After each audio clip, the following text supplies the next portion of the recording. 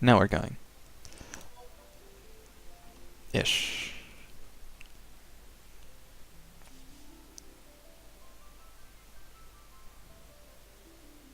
Oops. Yeah.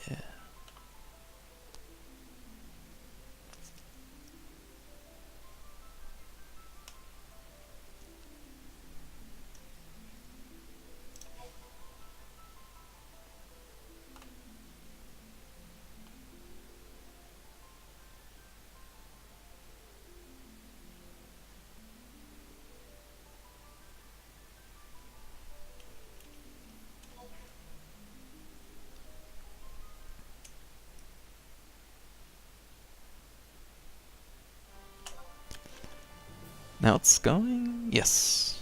Perfect. Yeah, one unfortunate thing about running Ashta, or Windower, is that, or maybe not Windower, I don't know, but Ashta requires, by default, admin privileges. So unless I remember to run Streamlabs as admin, then I can't actually capture from the game. And if I run Streamlabs while the game is running, then the game crashes. So, it's a little bit of a dance to go through.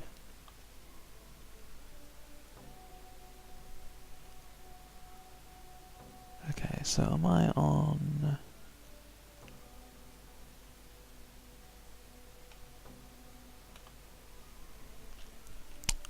Probably not, is the answer.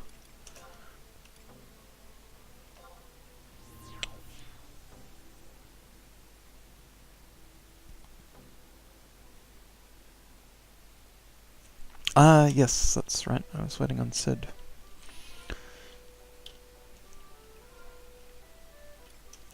I believe.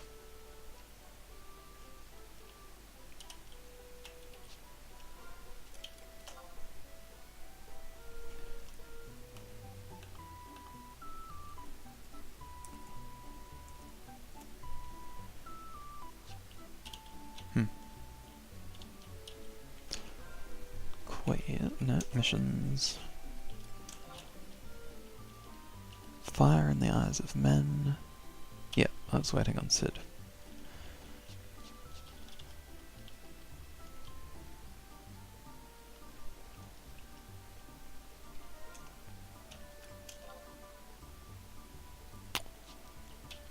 Still have not made the correct choice of how to get to the Aetheryte. Not the Aetheryte, the home point. Yeah. Ooh. Ooh. Bad plays. The movie, the game. Pardon me.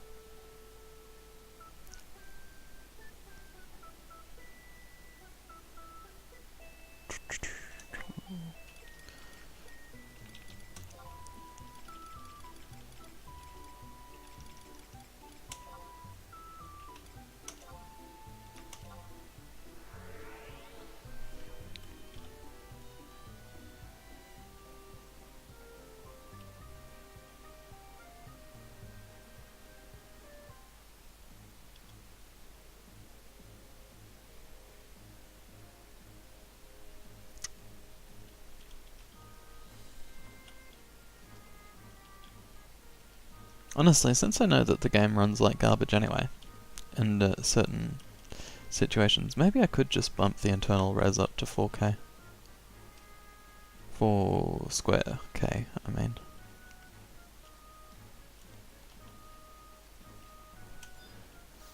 $4096 squad.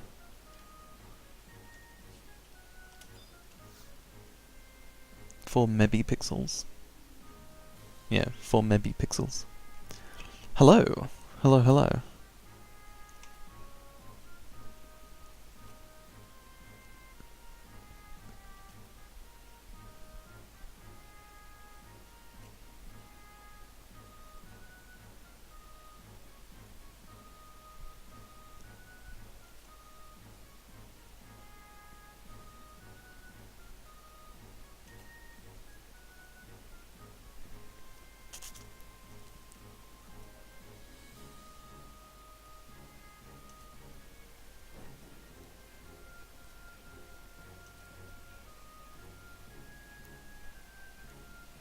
What's the word on the bird? Have you heard the word about the bird and the spider?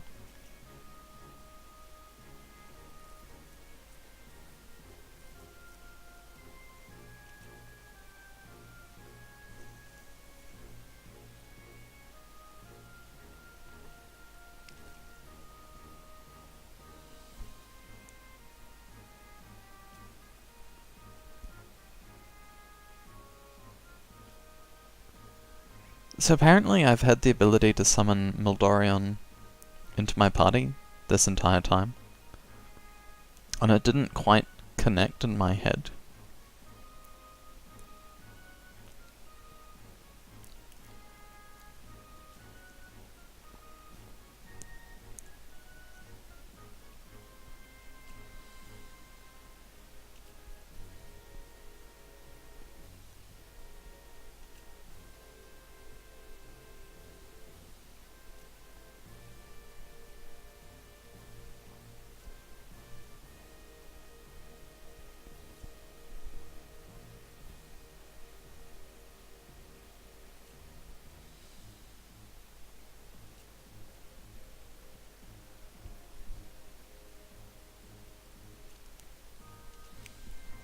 The Cid is depending on you.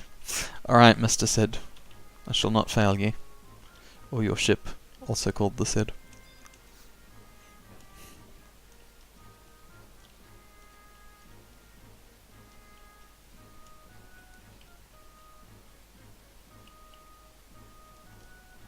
Maybe Sid's epithet or title should be his Sydney Sidness.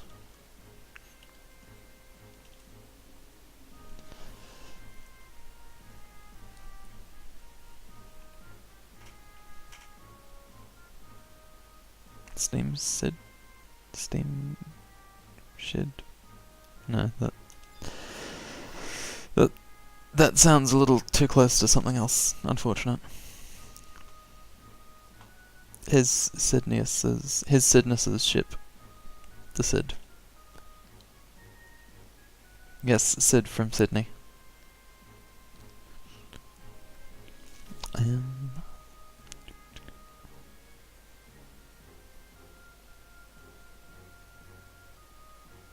Am I on? Hang on. Better double check this before I go off on a wild goose chase. I've learned my lesson. Calm before the storm.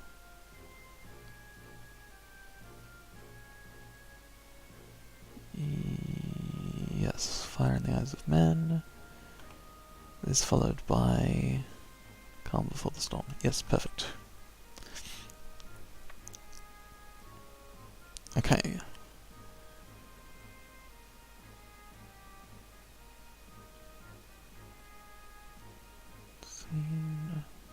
Travel to A7 and Miseru Coast.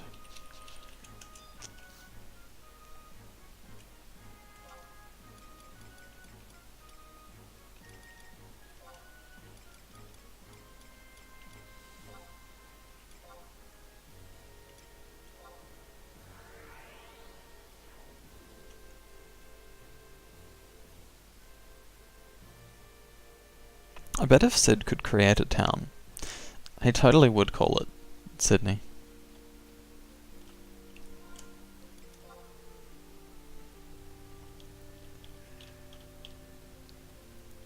A7 is all the way over there. Yeah.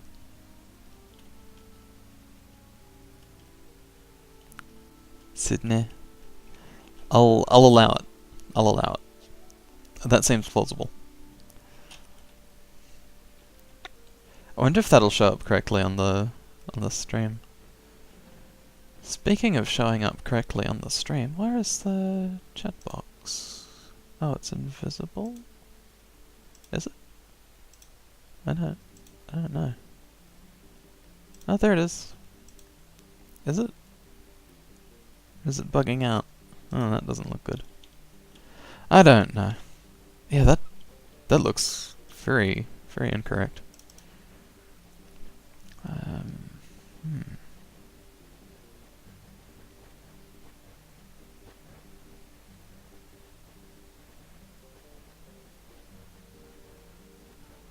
Yeah, I don't... Background color should be... not that color. Theme clean, font, text color.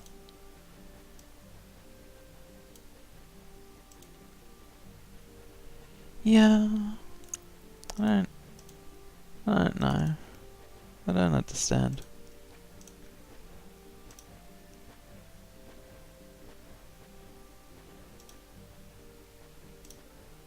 I don't really want to have a big white box. Text color, maybe I can change the text color. No. It was set up exactly... like nothing changed except for the fact that it went invisible. And then...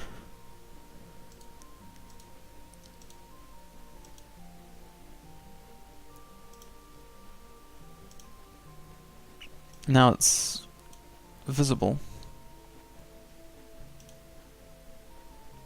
Except it's got this mysterious giant white box behind it. Done.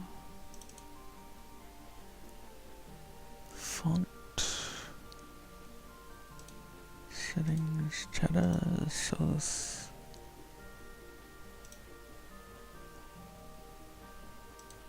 Visual settings, background color. Oh! Oh, okay.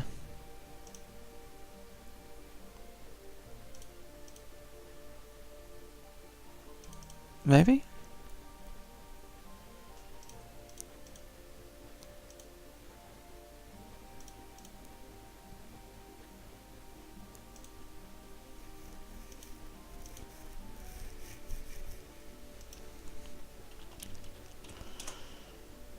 Yeah, okay, that works.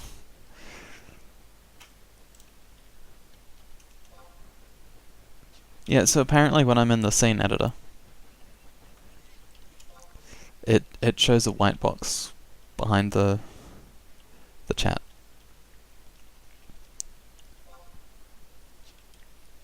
There's a little tooltip that explained that. Note this background color is for preview purposes only. Like, oh, alright then. As long as you can't see a white box.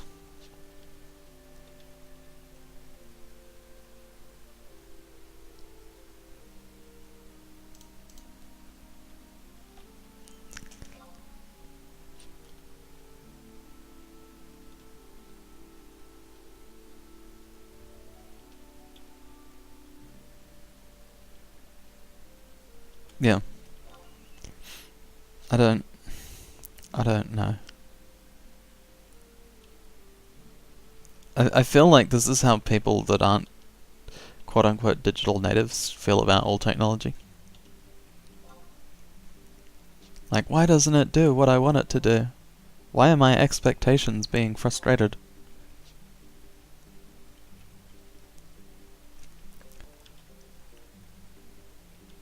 Why is user experience such an ironic term? Anyway, how are you, Mog?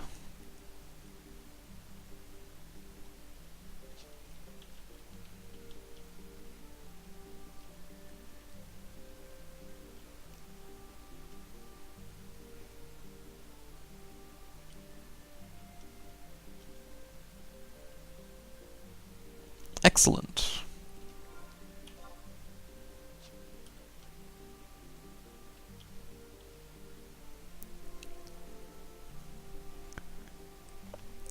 I spent all day before the stream messing around with various progression paths.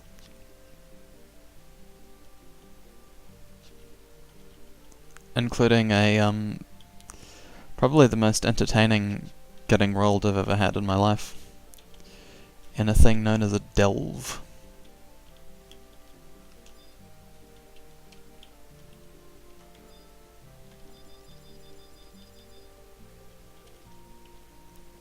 Yep, I spent the entire dungeon face tanking the floor.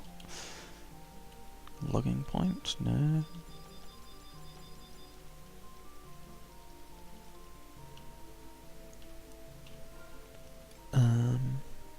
Wait, was there something I missed? Missions, Promethea, Carnival Storm.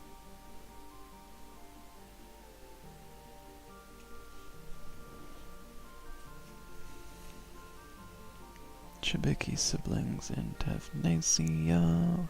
Travel to A7. Check a storage compartment.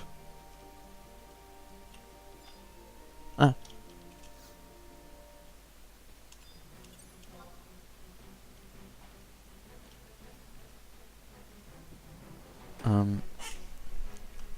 Where's my weapon? Few health.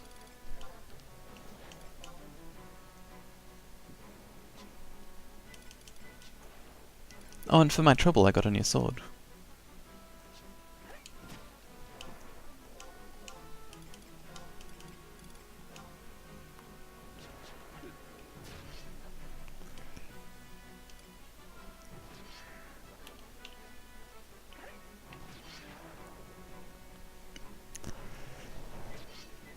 Which I need to edit equipment set.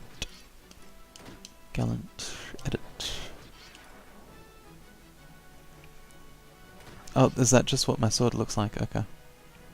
I was expecting it to look different. Rather than exactly the same as the previous sword I had on.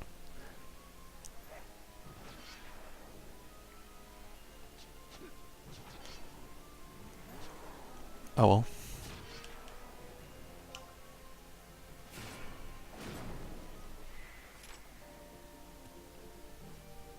Boggleman.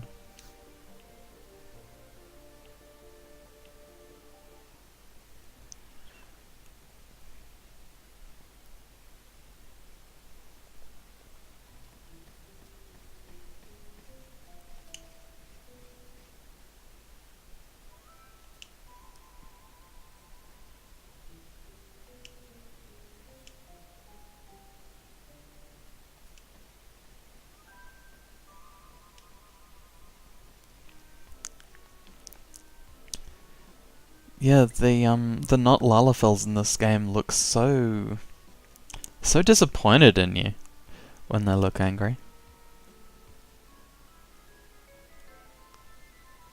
I was just saying I did some other alternate I did some of the progression paths in the before the stream.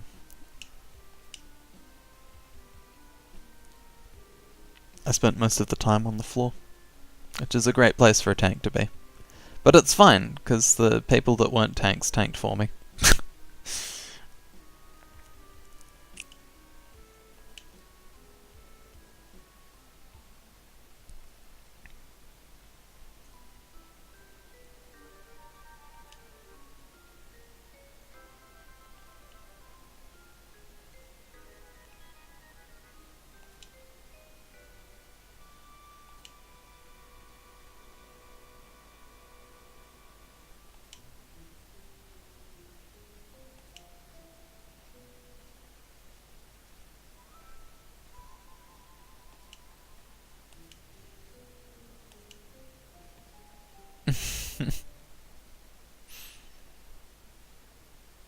I mean, they aren't my favourite kind of comic support, but they're pretty good.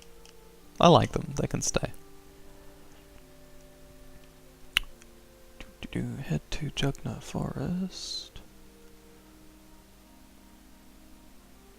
And to Carpenter's Landing.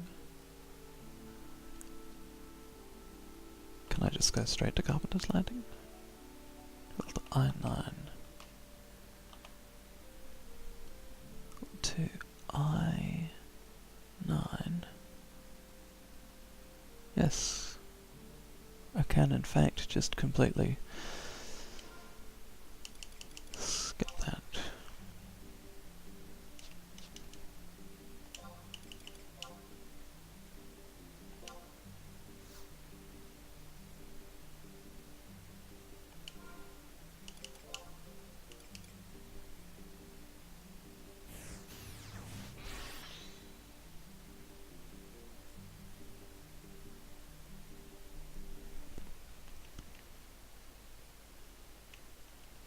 I was also saying I'm disappointed that my sword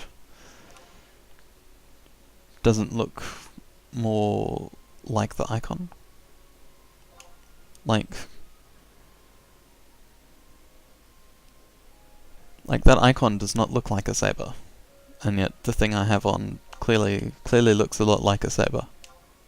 And in fact, if I equip this eminent scimitar, then in fact they do look exactly the same.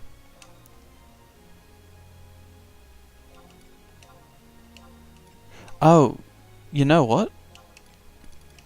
Right, I see. Okay. I understand now what has happened.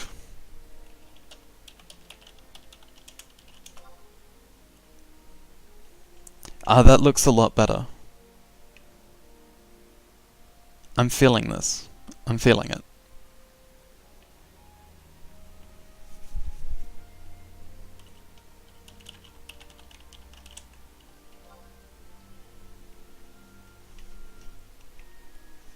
Yeah, okay, that's heaps better.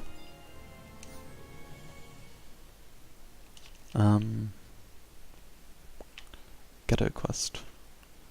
I like that outfit. That is some cool threads. Okay. Moving on with my life. I'll let those be precious memories. Teleportation assistance. Now our carpenter's landing.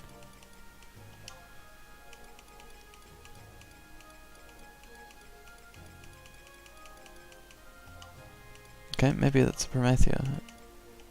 Promethea. Carpenter's landing.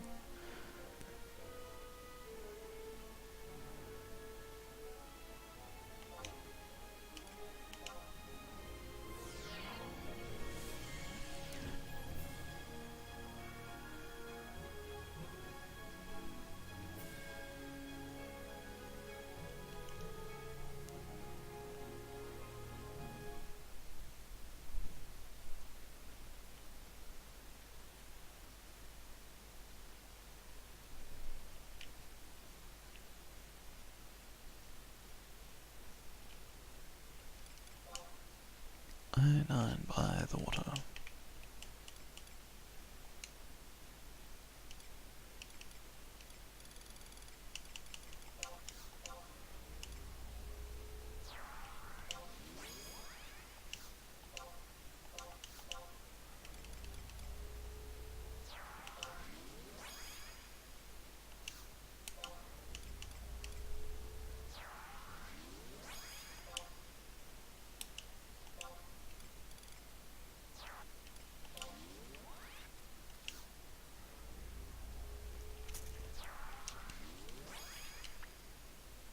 Yeah, that NPC that I've just summoned, Iroha, one of the last things she says to you before she vanishes is, "Remember, Master, I will always be with you."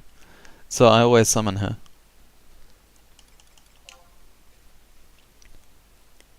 And it's good that she's a really, really good, like, NPC party member. Like, kind of absurdly good.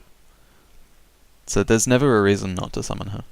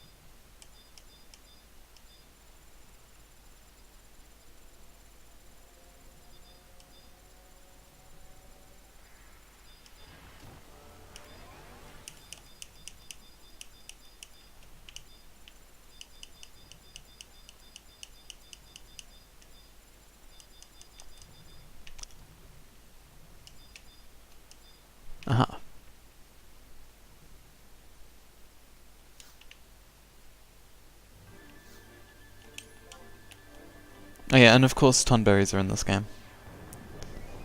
And of course they have everyone's grudge, so the more of them that you kill, the stronger they get. It's just like, oh, cool.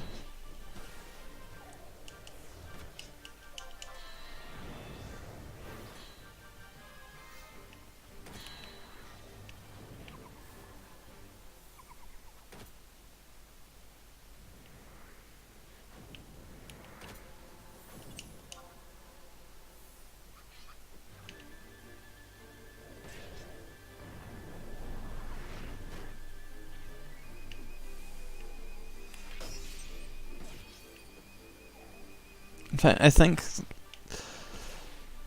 once they start doing the maximum possible damage, they'll actually one-shot you, which is a scary thought.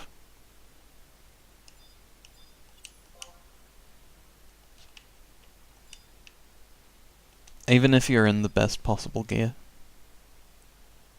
There's a quest you can do to reset it. There's a little priest, Tonberry priest, that you can pay.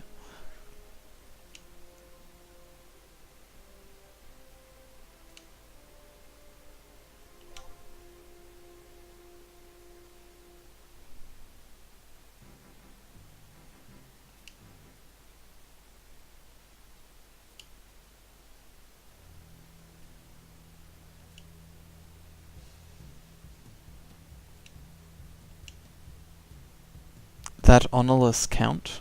Is that... Alright.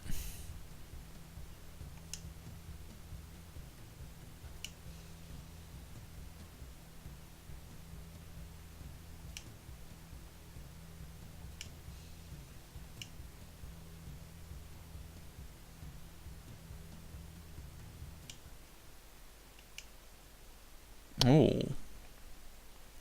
So we've been working with a fake Louverance this entire time.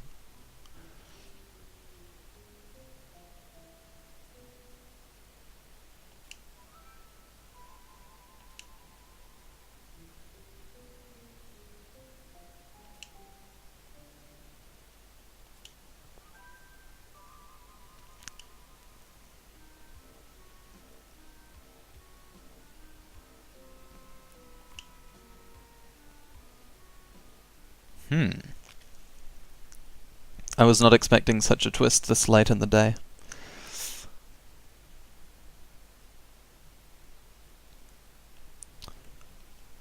Doom.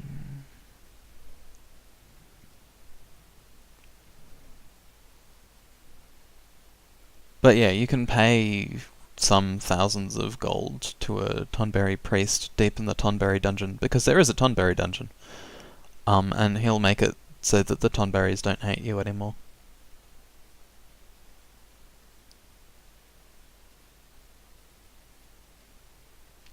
Thankfully, if you're in max gear, you can easily kill any Tonberry before it decides to begrudgingly kill you.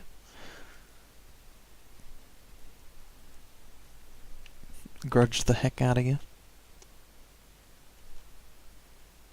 Okay, travel F6 and Baby Keep Bay.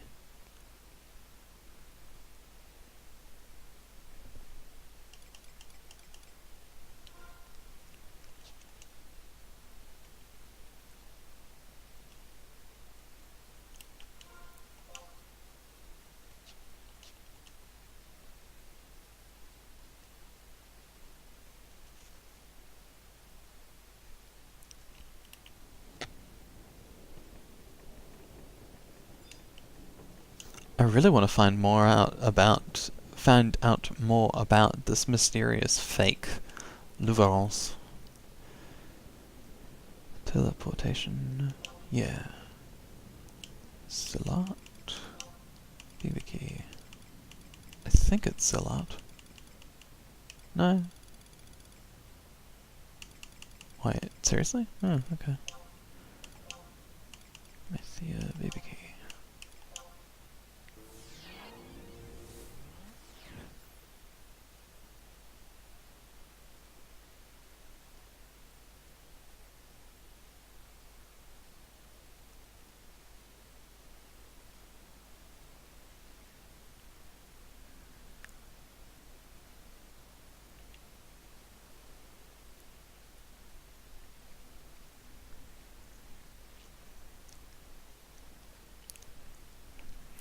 I outlevel basically everything in this expansion, yeah. So most thing, as typical for an MMO, most things are actually aggressive. When I go into dungeons, because it's like if you outlevel by 35 or something, things won't aggro you. Or 25, I think. Either way, when I start going into dungeons, things do start aggroing me again.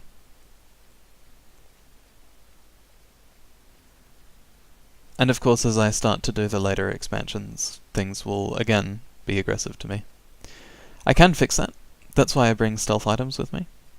And I can also choose to set my sub-job to Dancer. And dancers have this mechanic known as jigging, where you can do a little dance that makes you either go fast or be invisible. Oh, look! Something aggroed me. What level is this? I don't know. I only know that it's quote-unquote incredibly easy prey. Also, if you're mounted, things won't aggro onto you.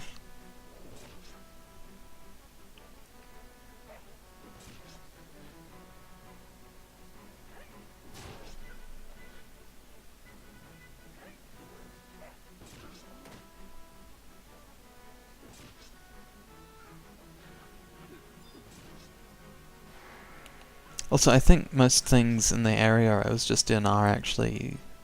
Like, Carpenter's Landing is an early game zone, so most things are passive.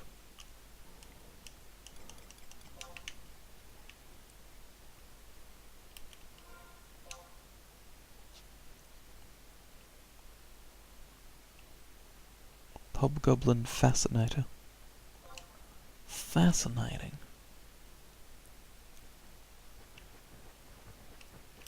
Also, my spirit animal's the Dummel.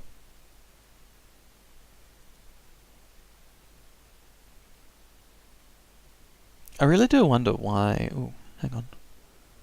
Travel to F6... Look for a question mark inside a cave. Yep, cool.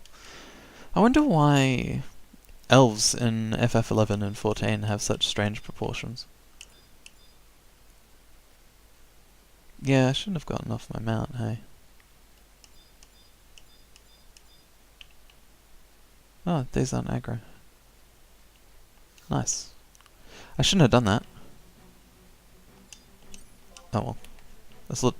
I mean, it's not like I'm in any danger. It'll just take a little longer.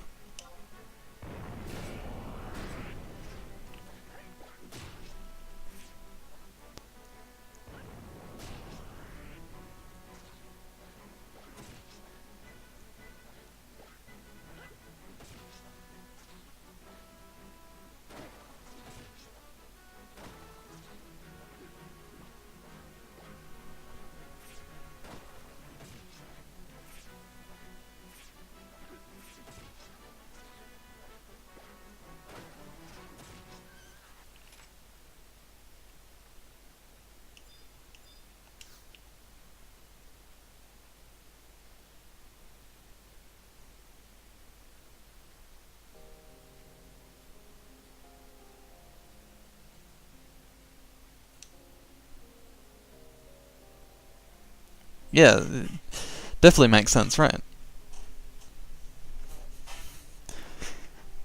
All land fish can levitate. I suppose that's why they're on land and not in the sea. That does beg the question of what it was doing in the desert, but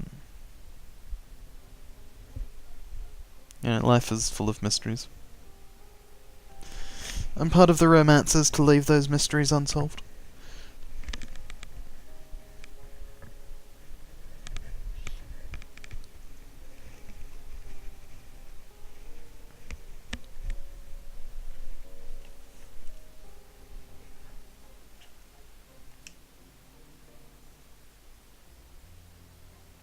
I'm not physiologically predisposed to dealing with squishy, slimy things. That's my new life's philosophy. I'm gonna put that on my gravestone. I'm not physiologically predisposed to death, to dealing with death.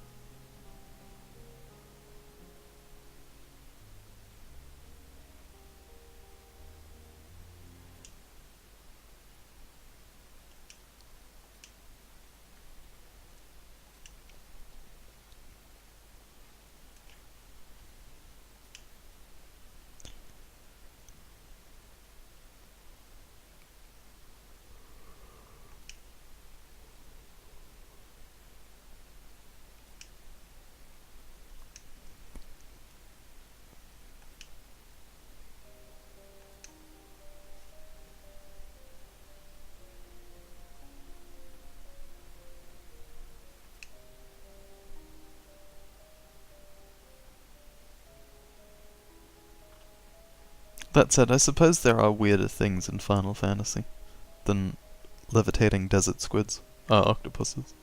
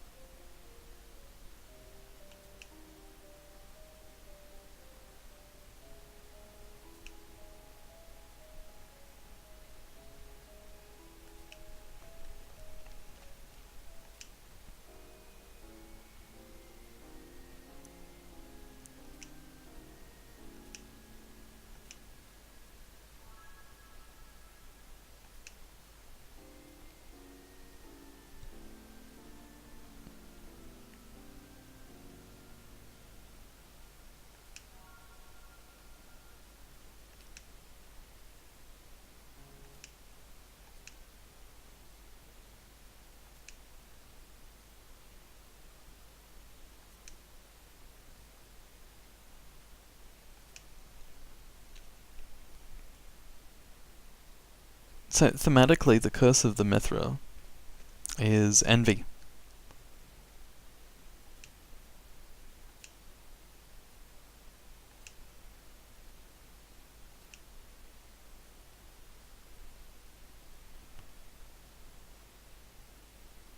So I suppose that was a nice little slice of the the boon of quote unquote envy. I suppose the message was that the envy of the Mithra manifests also as a thirst for life, or something.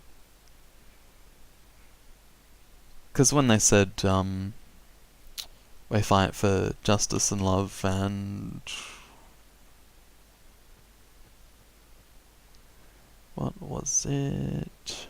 Faith, justice, courage, and hope. They've identified a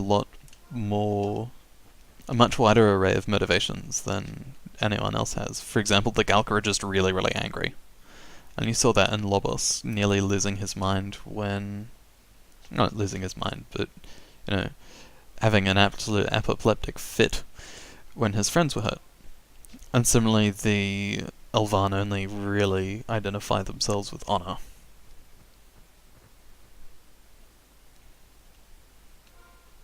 In fact, I am going to go ahead and stick that one in the archives.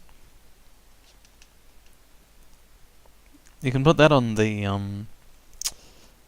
you can put that on Sans streaming bingo. I'm gonna put that one on the archives. Just a list of like a square of all of my little catchphrases or things I accidentally say a lot.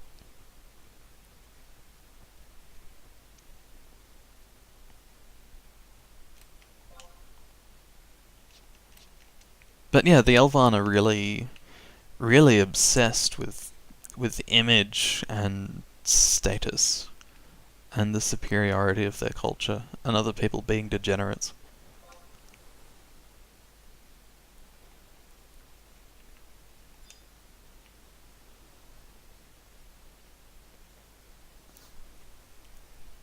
Which is one of those things is sort of stereotypical fallen elf. That the whole meathead honor-bound warrior society is definitely not an elf stereotype. Yeah, the elves in Final Fantasy XI are very militaristic.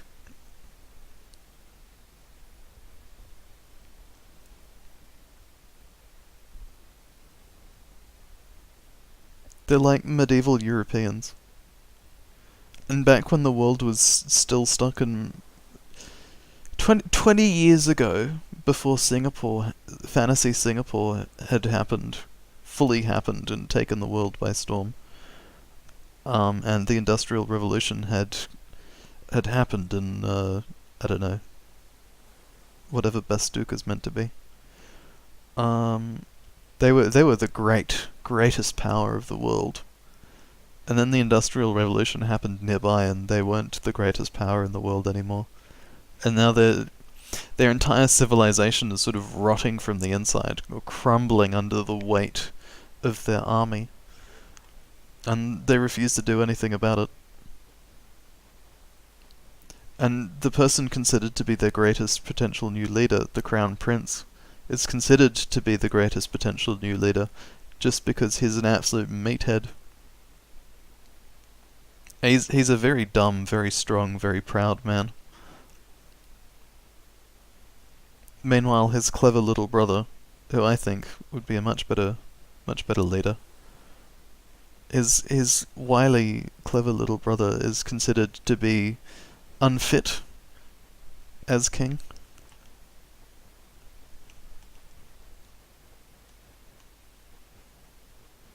Yeah, they fell behind in the tech tree. Pretty hard.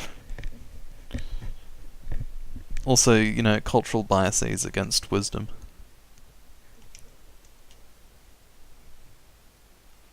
So yeah, anyway, that's one of the ongoing themes of the Chains of Promathia. Whether the curse of the Twilight God, curse of the Dusk God? Is he Dusk or Twilight? Anyway, whether the curse of Promathia truly is a curse or whether it is in fact a boon. And whether, you know, it's the so-called curse of Promathia that, and sorry, the extent to which the so-called curse of Promathia adds color and flavor to the world and creates individual cogs that can, or individual pieces that can work together with synergy to create something great. There we go. That almost very nearly went. After all the monsters have been defeated, return to Sid. Okay. Very nearly veered uncomfortably straight into Pink Floyd's "Welcome, My Son, Welcome to the Machine." But yeah, the Mithra's envy gives them versatility. The apathy of the Humes gives them the ability to fit in with anyone, anywhere, because there's Humes everywhere, like literally everywhere. They're like vermin. They're like adorable little bunnies. Teleportation. Nah, I need to go back. The arrogance of the Elvan gives them incredible power and might, politically. And militarily.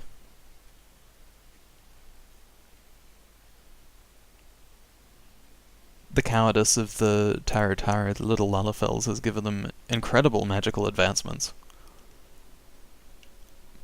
I suppose.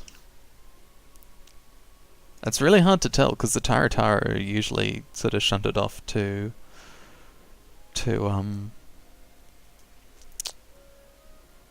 like comic relief.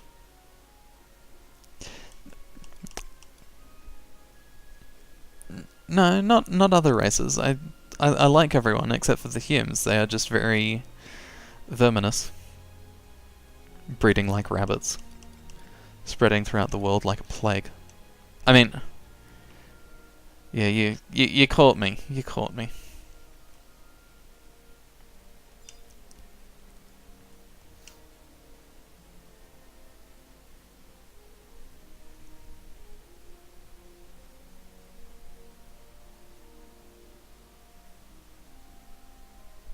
And I guess the wrath of the Galka makes them really good fighters. Except, like, the villain of the first game is a Galka. Of the first expansion. Like, vanilla, I should say. The villain of... The vanilla villain is a Galka. Due to being consumed by his race's wrath. He's also a very special Galka, and I won't spoil the surprise for you. Because I think it's a really, really cool story. Travel to another home point.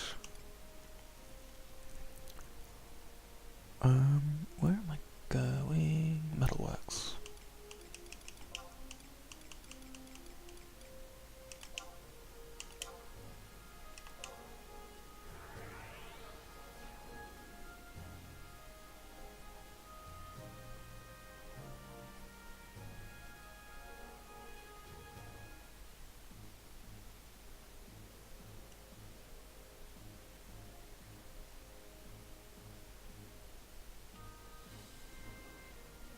But yeah, like, real talk, I have nothing against the Humes. It's just coming from the real world. They seem like the worst I can say is coming from the real world. You forget that there's all of these interesting characters that are humans because it's just like that's the default.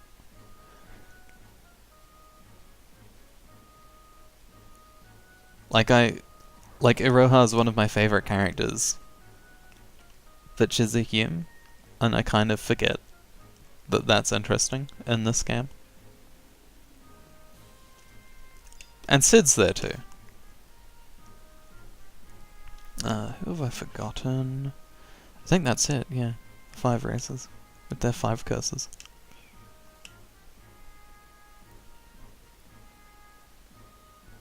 Oh yeah, and the Wrath of the Galka makes them really interesting characters. Like, all of the best characters are Galka.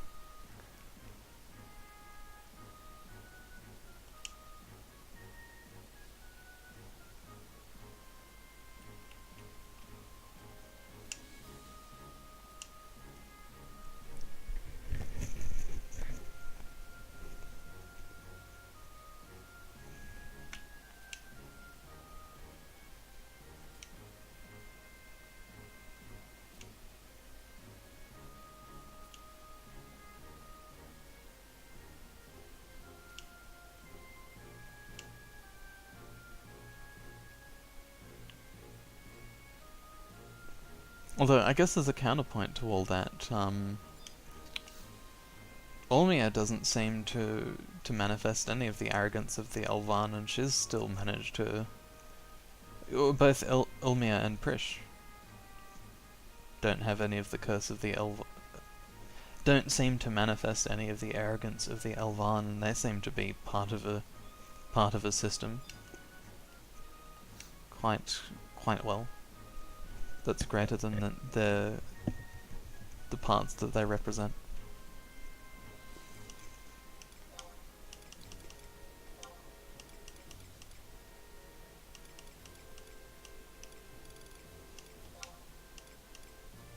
I think it's 2. Yes.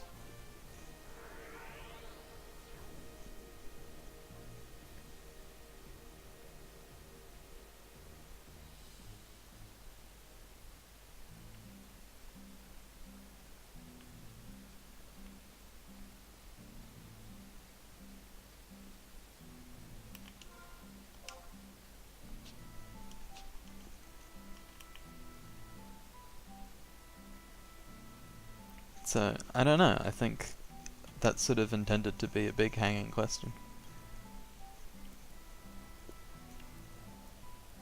And particularly one that the narrative doesn't give you clear answers for.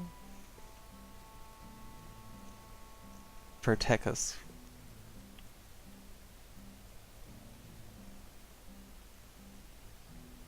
Protect us, indeed. What's that sword he's got? That's cool. And that shield, I'm digging the green man. Or is that like a peacock man?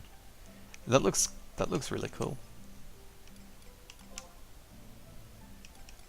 What's he got? Nixer and... Oh, that's Aegis. Nice. This dude's actually pretty good. Reverence +2. Reverence Coronet. Damn. I love how these gloves are called hand shoes. And the shoes are just called shoes. Like, yeah. Okay.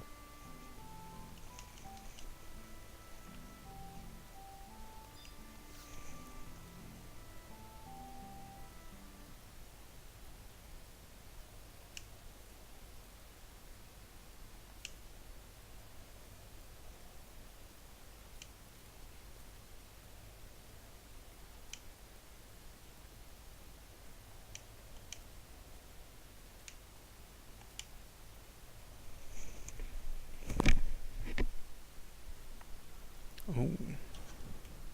A mystery ship.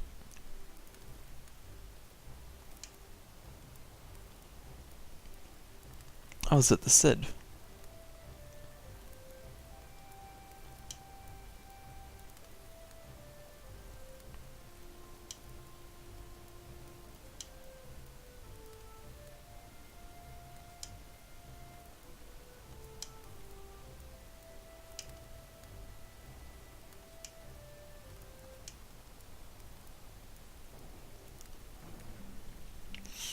Hey. We're on to the finish of chapter 7. Wait. Yeah, no. On to the last chapter of 7. Board the newly repaired airship.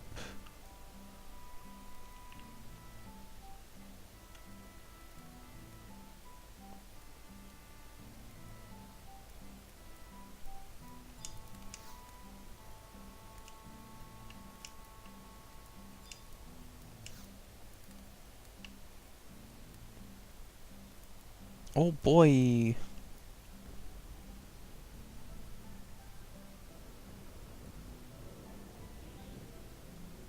So apparently this is a really cool fight.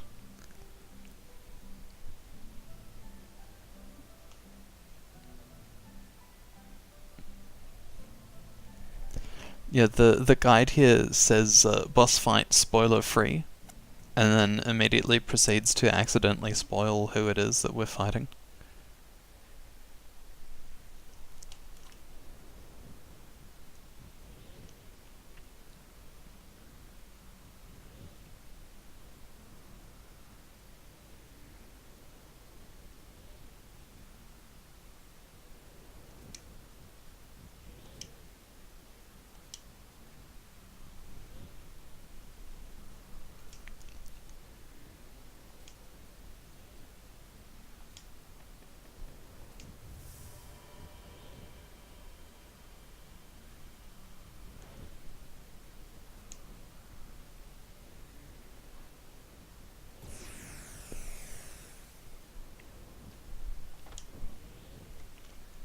I love how animated Prish is.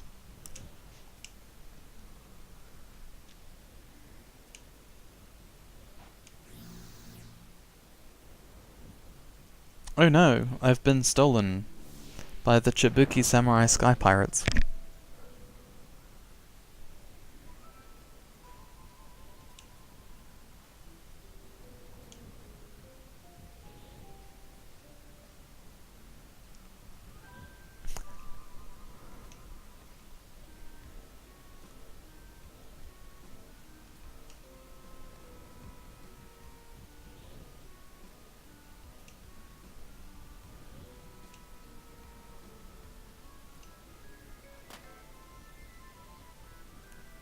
I really do love these guys.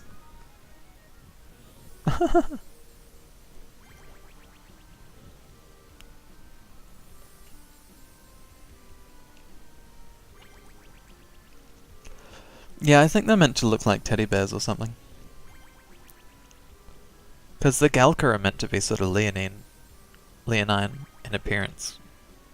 And they've got big old lion noses as well.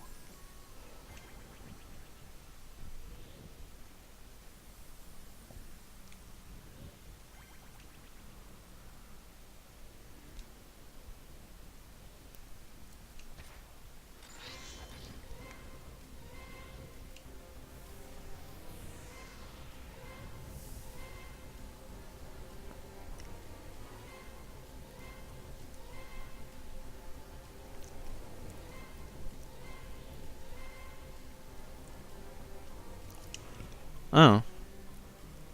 Well, this was not the way I was expecting this to turn out. Actually, no, I know what's going on. Tenzin, you can't fool me.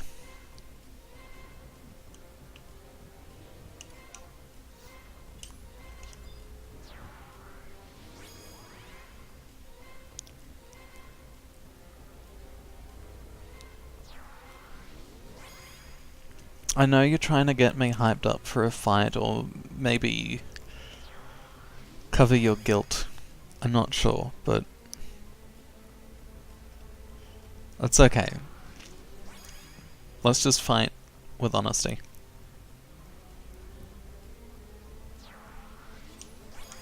No matter what, I admire you and think of you as a friend. And no act you may feel you have to commit to can change that. Also, I'm gonna win, so, you know, no hard feelings.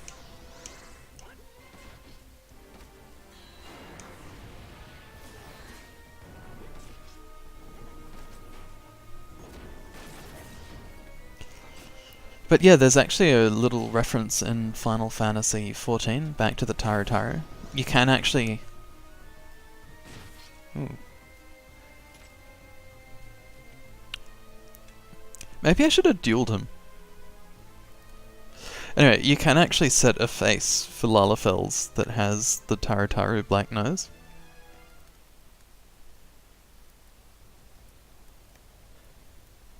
Also, sorry, I missed your comment about wouldn't the air be a little thin so high up? I don't know, it's Final Fantasy. Maybe there's magic air on the airships.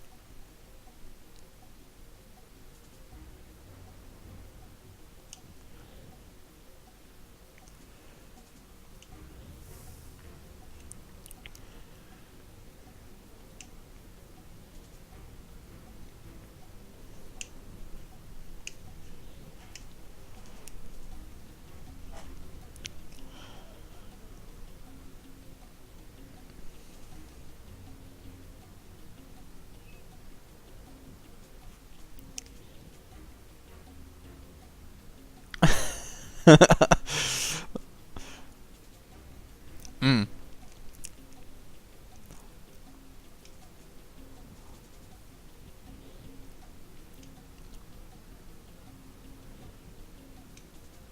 Alright, well I know what I'm gonna do. I'm gonna Fantasia.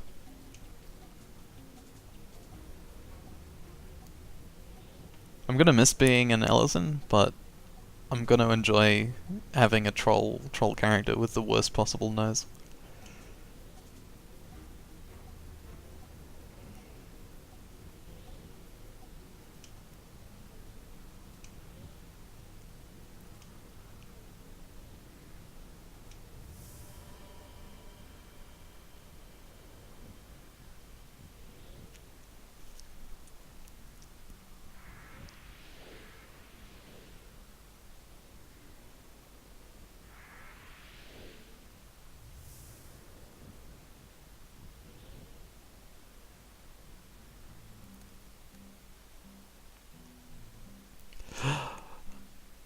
Progress.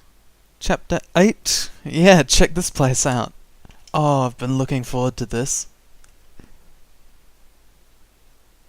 Oh, well, there's gonna be a cutscene first. Probably. Is there? There should be. Yeah, there we go.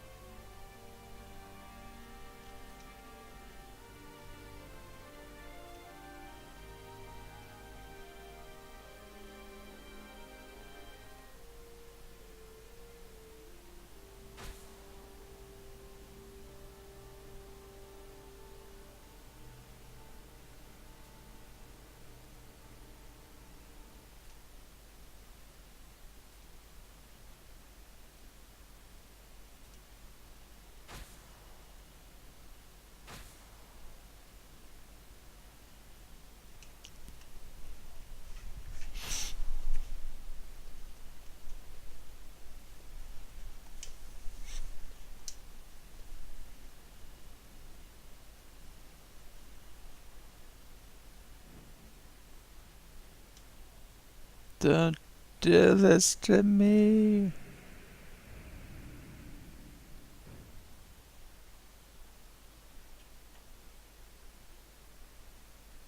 Uh.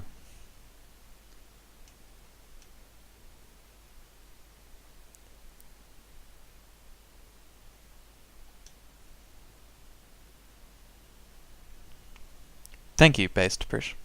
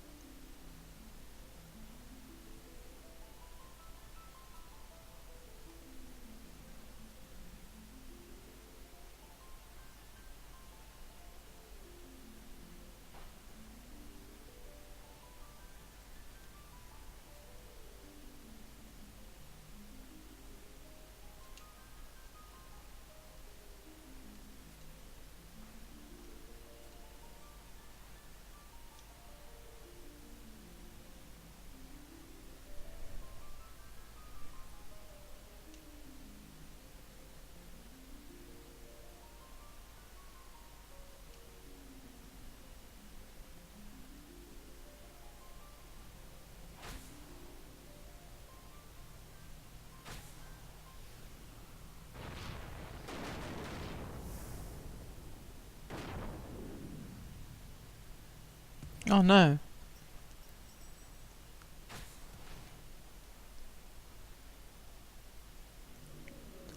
Nagmalada. What have you done? Why have you done this?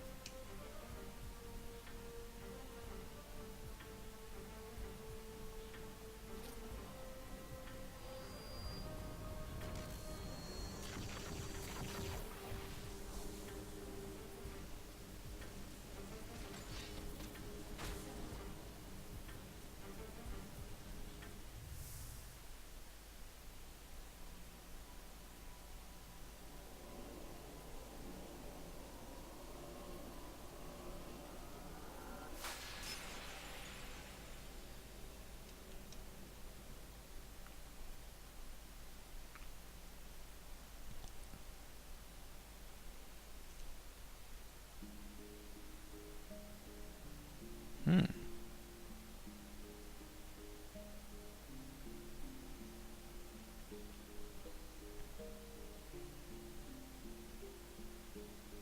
It all began with a stone.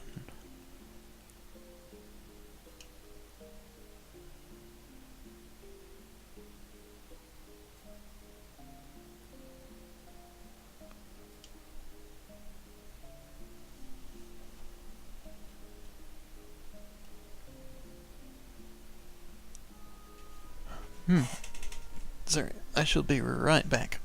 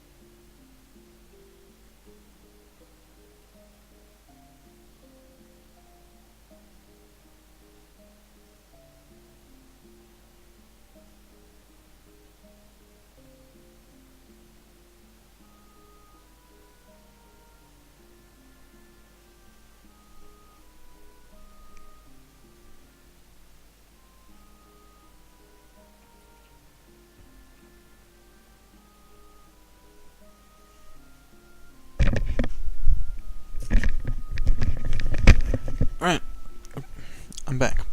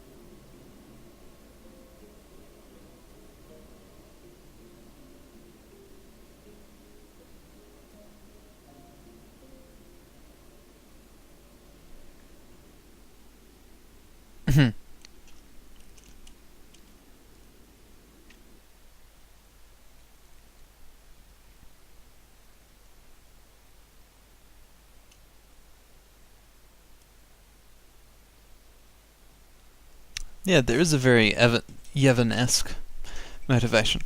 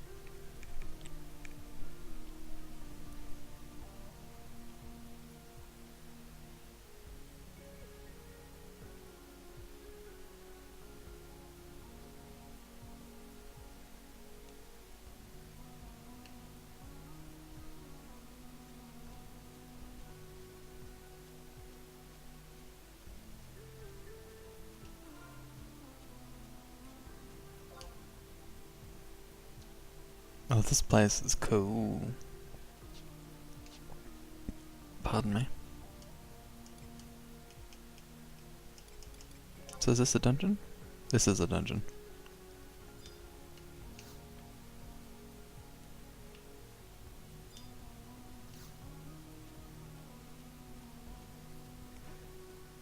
Visually, there's so much happening in here. Love it. Okay, so those represent... Oh. Okay, so there's home points around.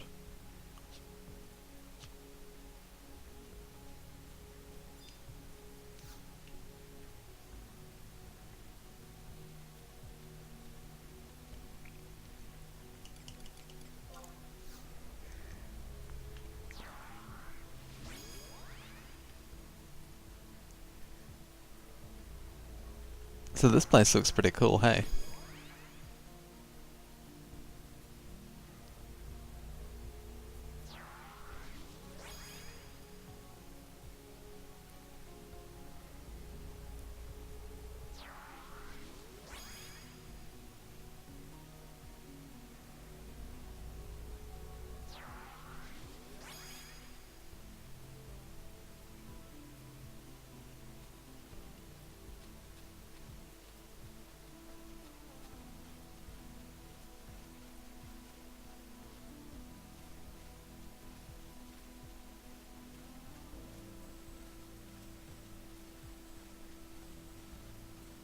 Hmm.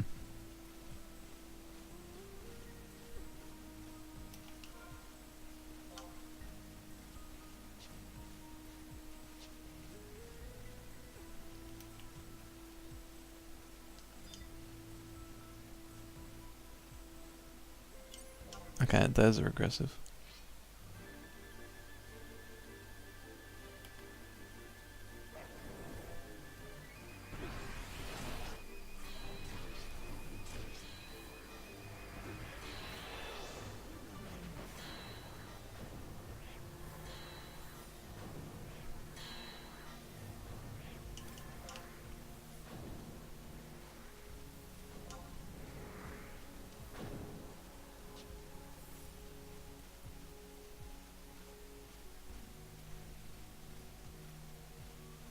Looks like they're sound aggro, so I can't walk past them.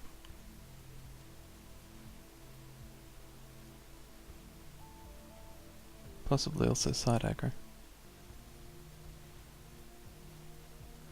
Oh, I see. Right, so they detect you, but they don't attack you. Okay.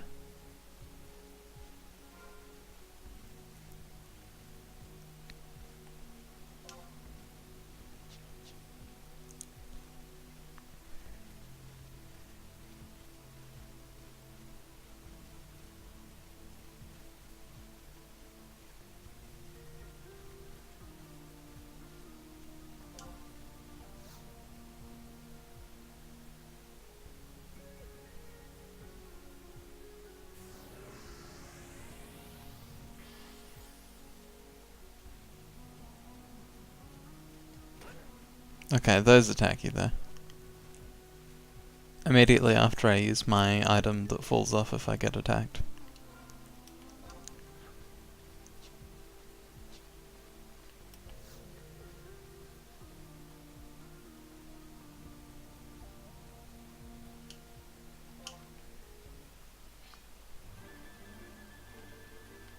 I mean, I figured that might be the case. I don't know why I didn't double check that.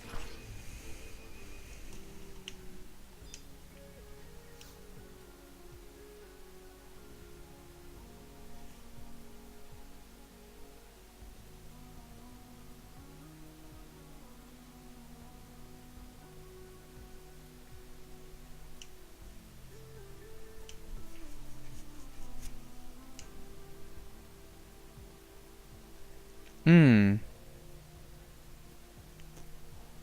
I mean, this does predate the Space Goats by like... Actually, I'm not sure when Promethea was released. But yeah, you do have a point.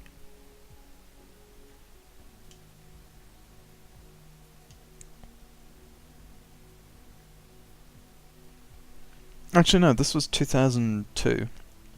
Space Goats weren't until 2005, I think. 2006?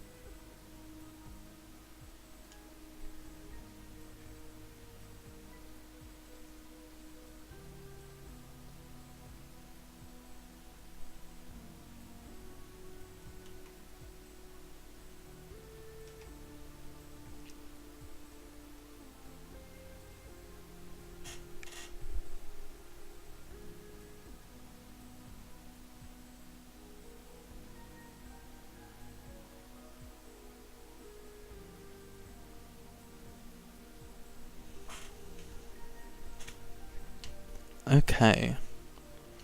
This looks like a very convoluted dungeon we have. Clearly.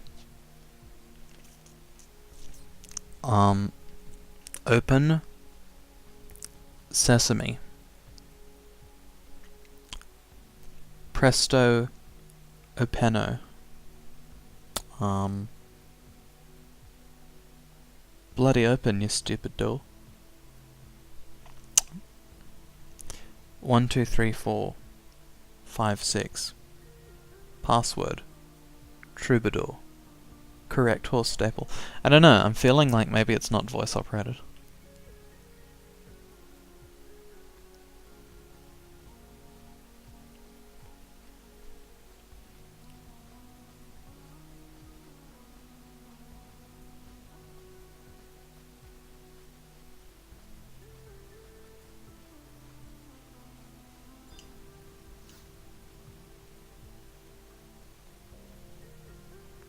You must first visit the outer towers.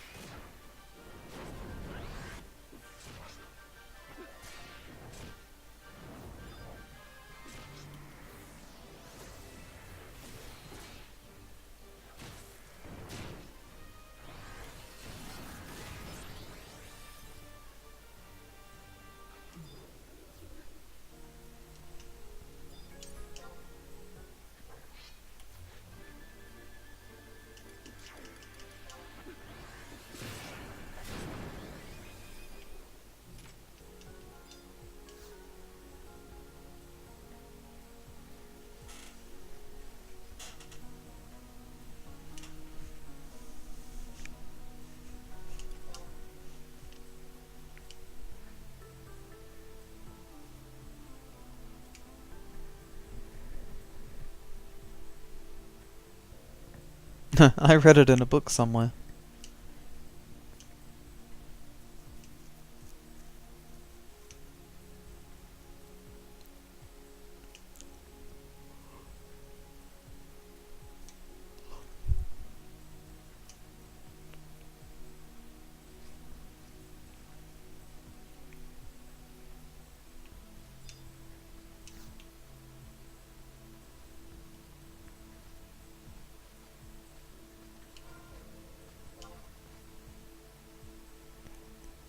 Yeah, that's a lot of jogging.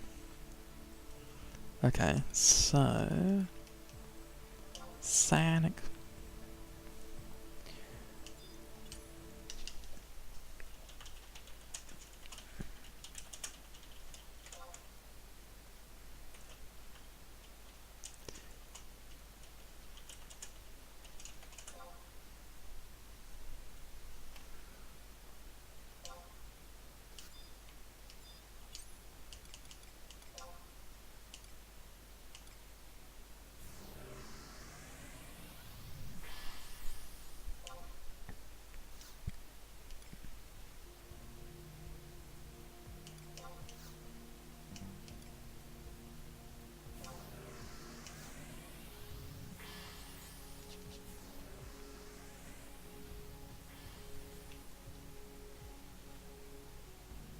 We can do this the smart way.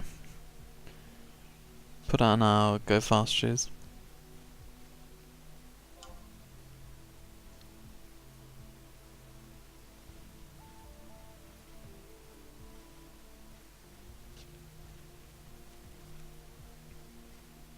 Wonder if those trays are submerged. Also what that guy's doing there.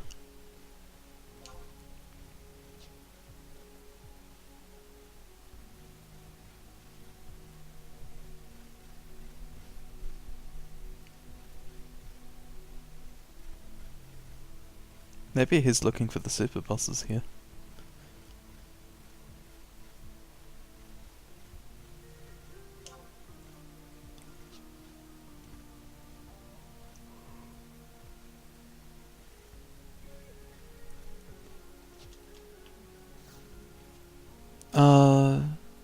Really?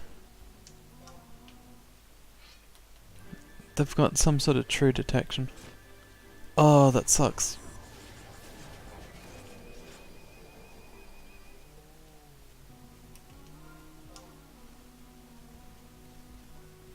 I guess I can just slow jog. Doesn't matter.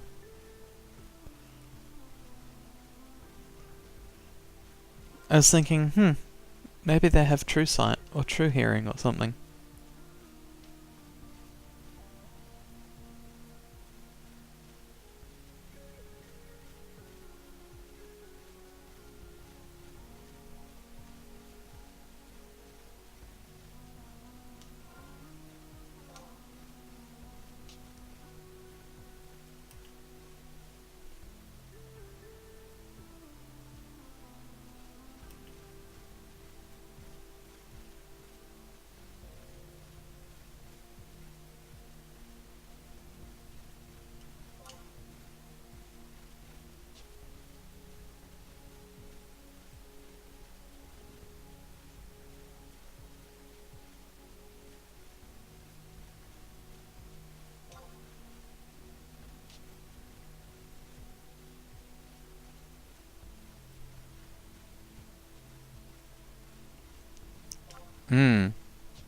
Maybe they're just extra aggressive to me because I'm Australian.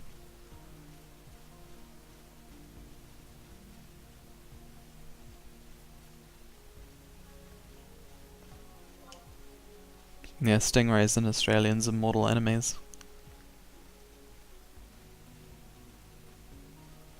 Just like Irish and Australians. And Scottish and Australians. And Australians and other Australians. Damn Australians, they ruined Australia.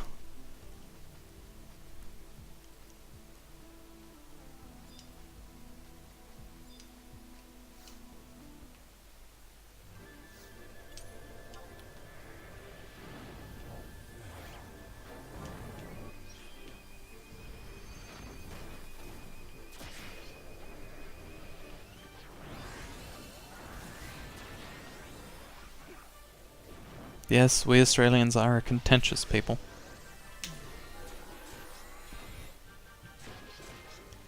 I think that's probably one of my favourite exchanges from The Simpsons.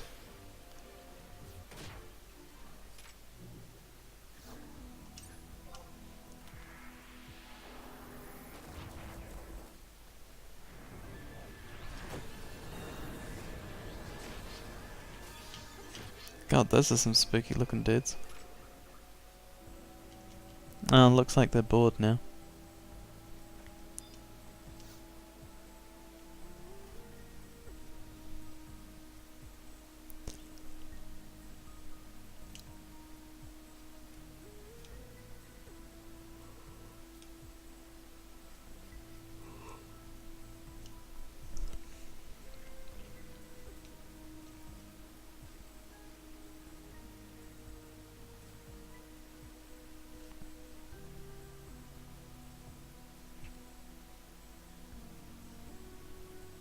Hmm.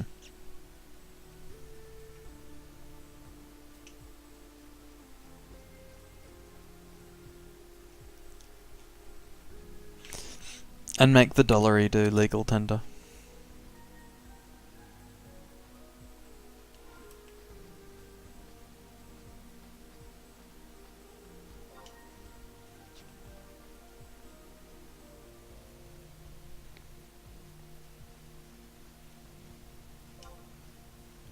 I lay forth these 3 demands, if you wish for Australia to not be destroyed by my hand.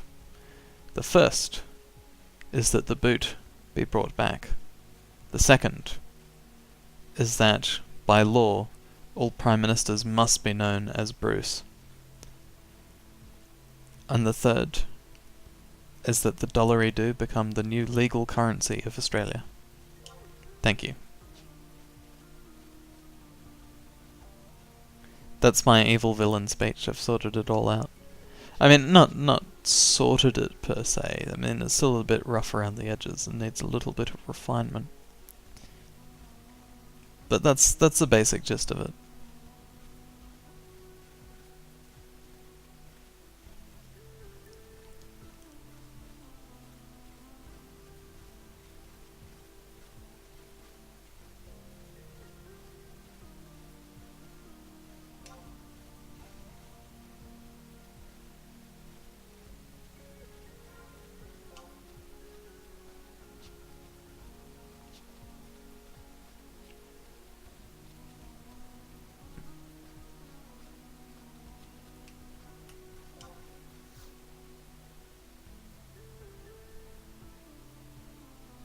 I wonder if this is sort of intended as like a cooldown dungeon.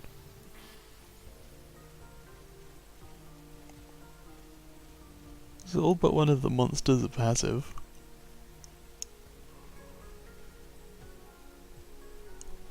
Music's really chill. Everything's really pretty. There's a lot of jogging.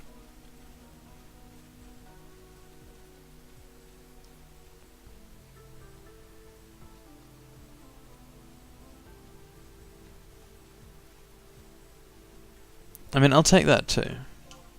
I don't necessarily need to threaten Australia with an apocalypse. I'm quite happy to attach myself to a great evil power. Full of the curse of apathy as I am.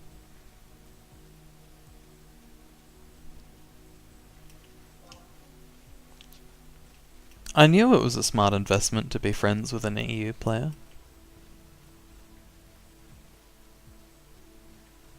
Because if anyone's going to have the chops to take over the world, it's going to be someone that plays EU.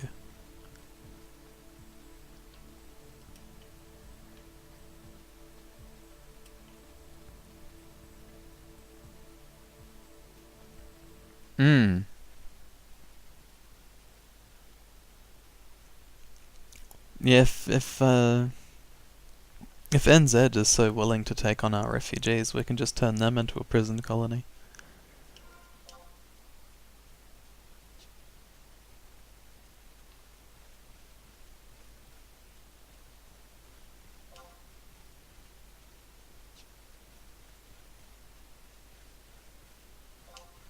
Make NZ a colony again.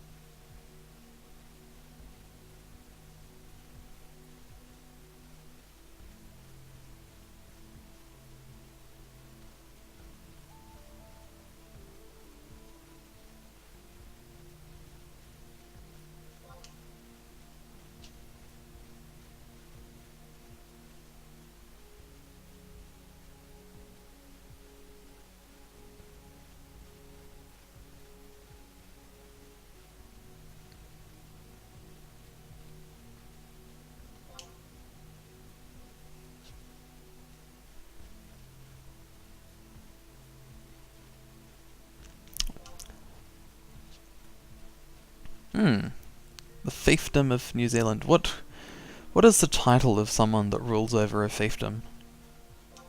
Am I like a fief lord or something? Fiefdom, pardon me. Am I like a fief lord?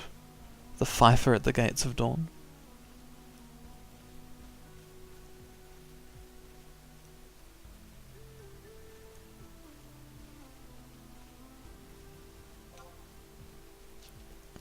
In death as I did in Fife? Of Faisal Grove?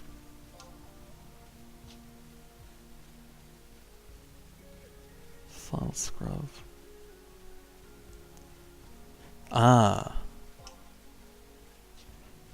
Could I be a Thane of a fiefdom? I mean, I'll take it.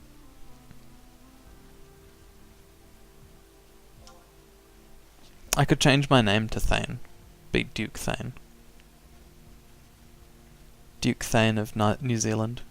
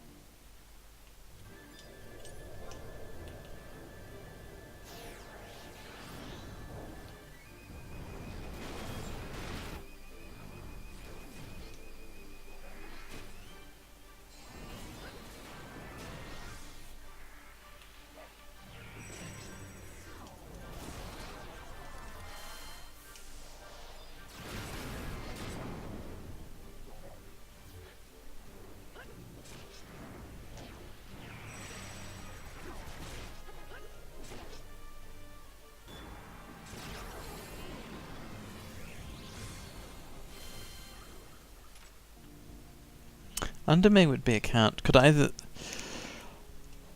I appoint anyone as a count, or is that exclusively your right?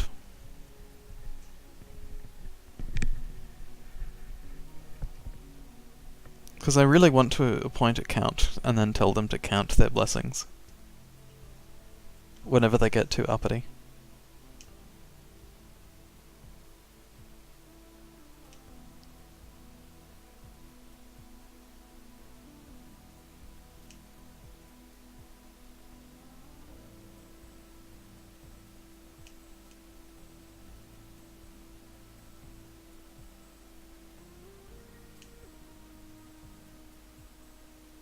Ah, perfect.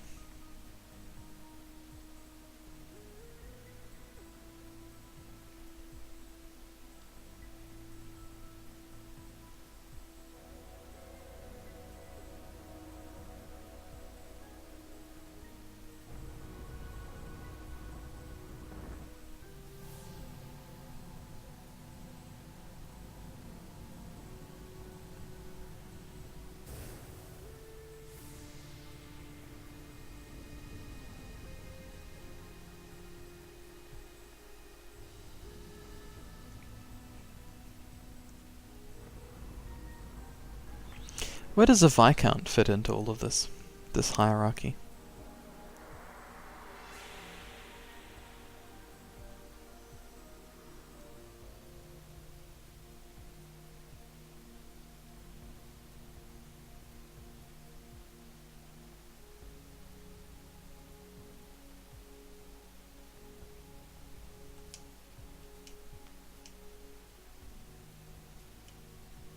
Here we come, Royal Daddy.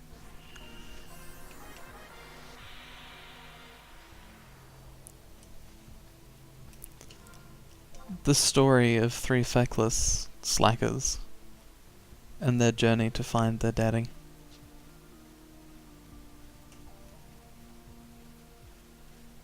Ah, yes. In EU terms, I suppose.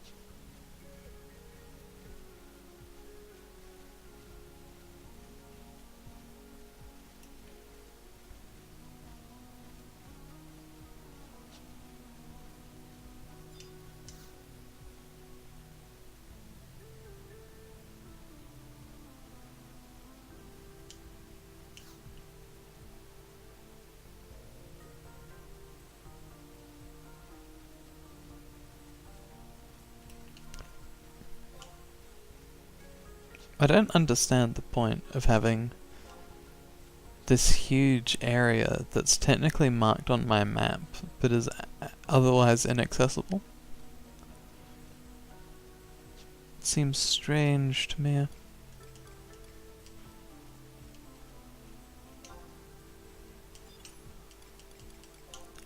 How many more go fasts do I have in my go fast juice? 3. Still an acceptable amount of go fasts. A fine amount of go fasts.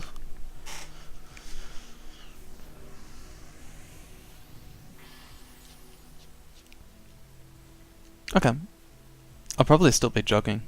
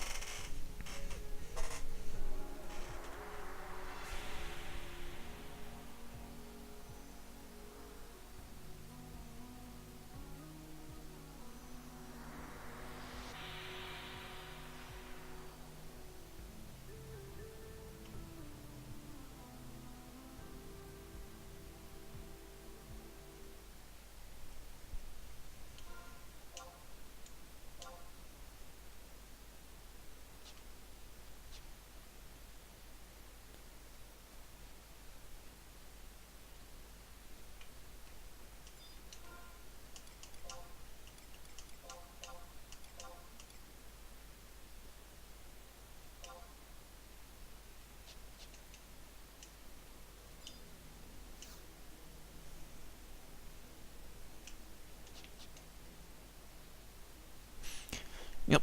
And on that note, I'll be right back myself.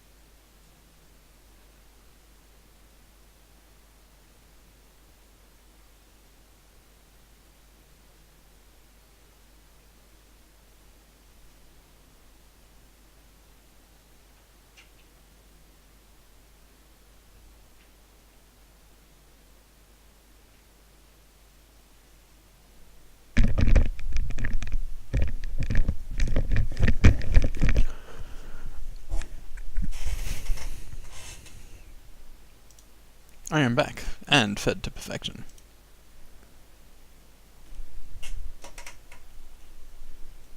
Delicious. Okay, so apparently this mission coming up is... Pardon me. Not a good meme. Hello, hello.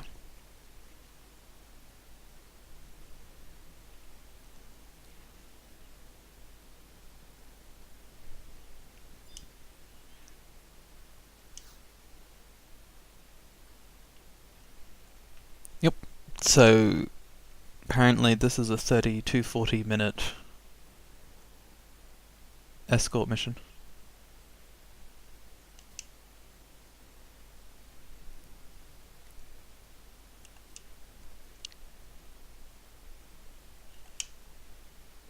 When I read that, it's like, do I really need, per se, to finish this expansion?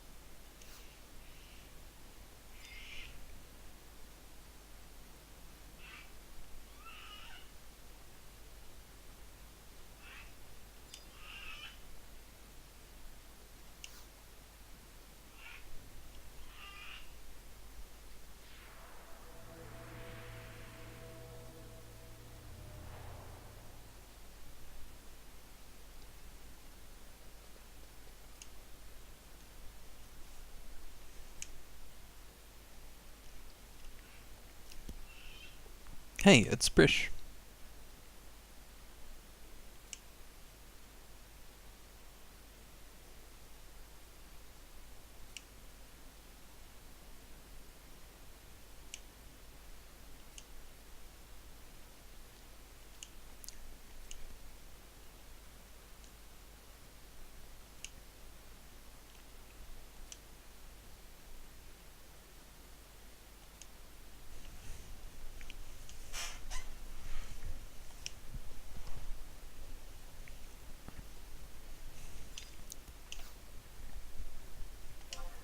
Oops. Open the portal. Yes.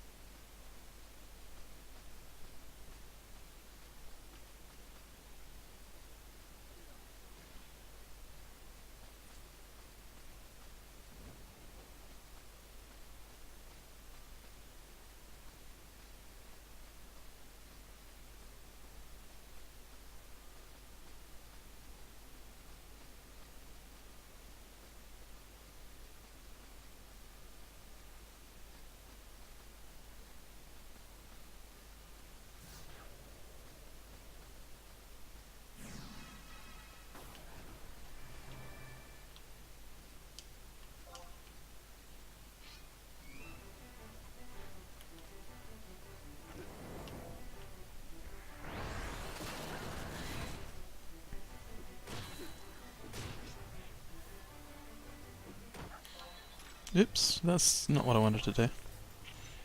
It's very unfortunate that the, craps. The sit button is also the lock-on button. Because sitting down when I meant to lock on happens more than I'd like to admit.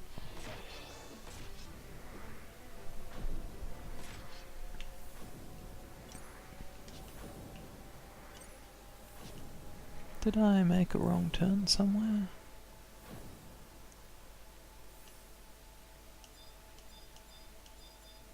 Possibly.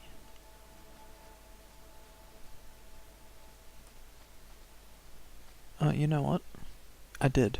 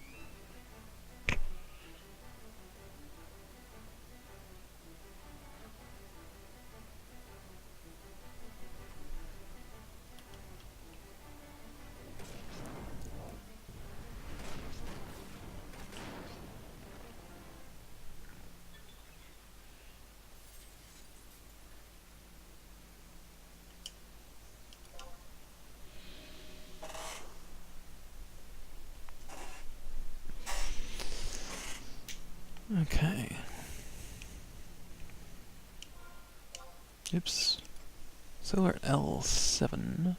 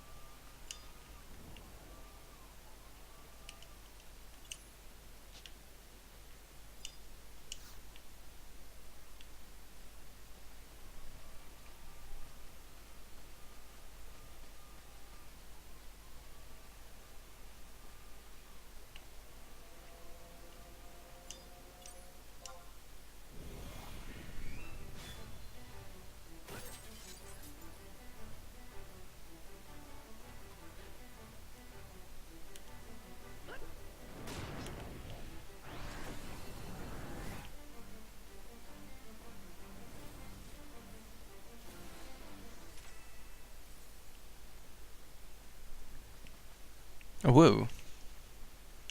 Hello.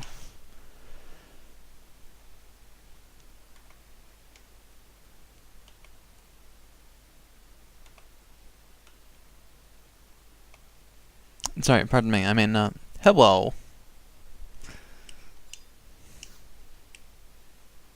You're just in time to enjoy everybody's favorite kind of content, the escort mission.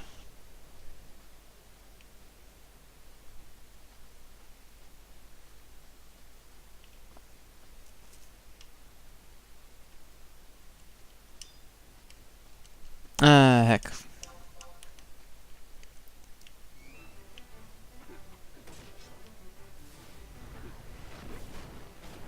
Yeah. Yeah, oof. Oof is right.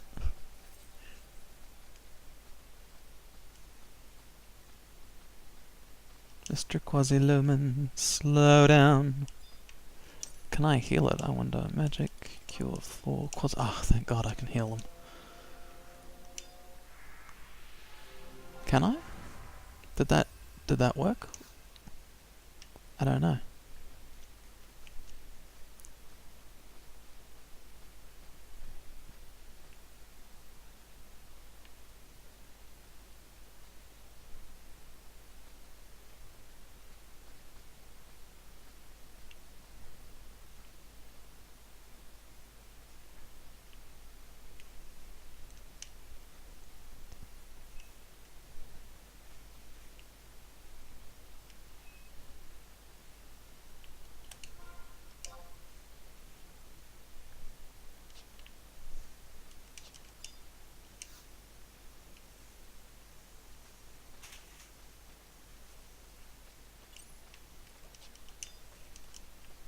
Hmm, okay.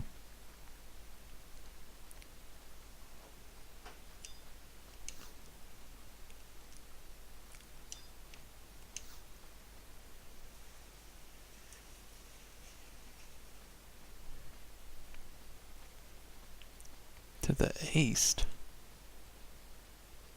I don't want a portal to open to the east.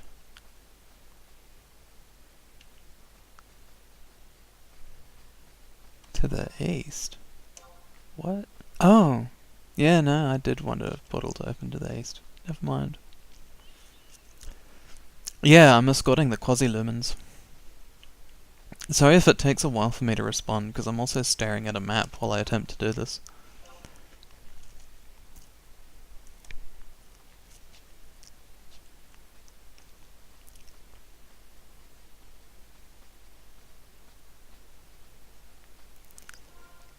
So yeah, I gotta escort these Quasi-Lumens past the rude dudes known as the EO Gras and the EO's Days. Thankfully the EO UVs are not aggro. Okay, so I am here. So get down to the long one.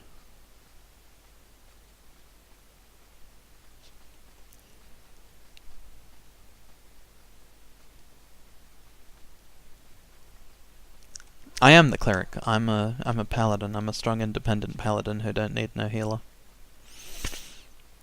Yeah, EO grass.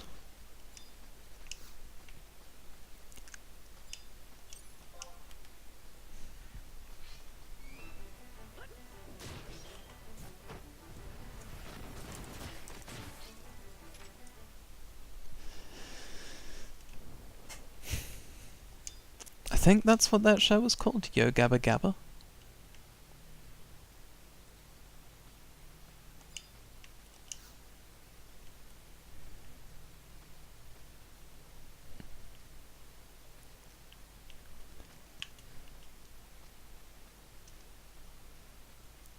Your disappointment can't hurt me.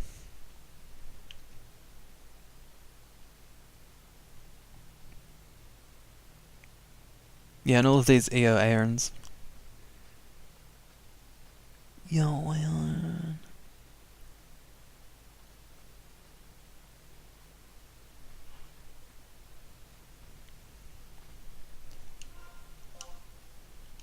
there was a guy doing the escort with me, but he's apparently vanished. I don't know where he went. Probably should have formed like an alliance with him or something.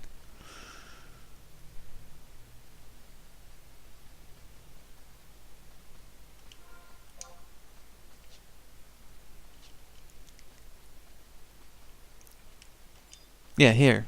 Here's an Eogra.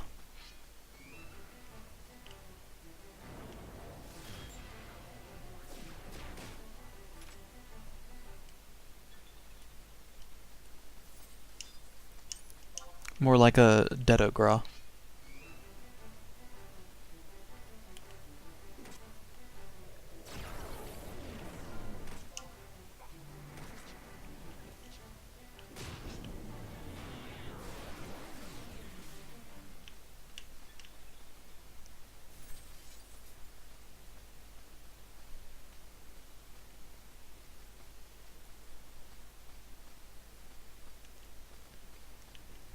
Yeah, I know, right? I don't know.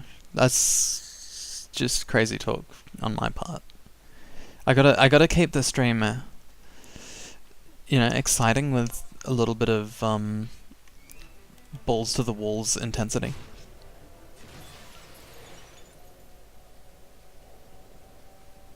No, really, really keep people on their toes.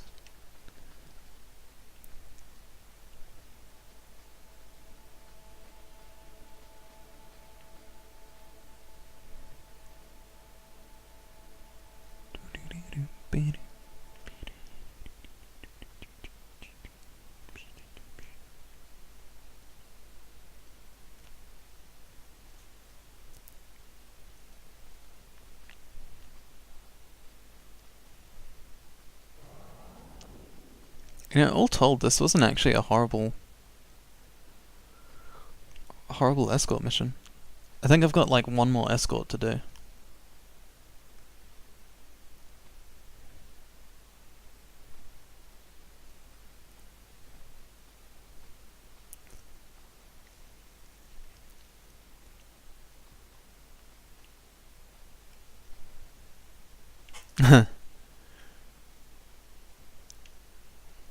Why is Sentaro Invoker? Because of the balls?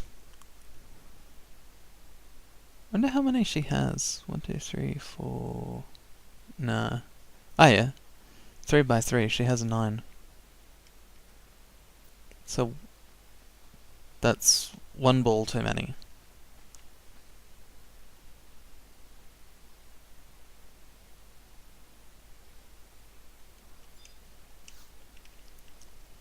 Yeah, you're right.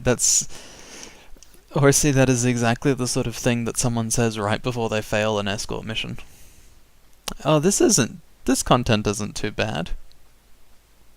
Failure.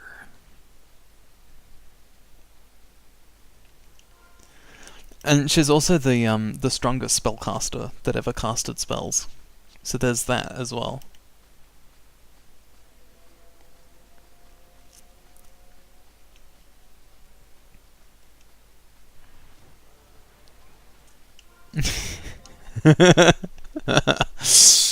Yeah, exactly. It's possibly go wrong.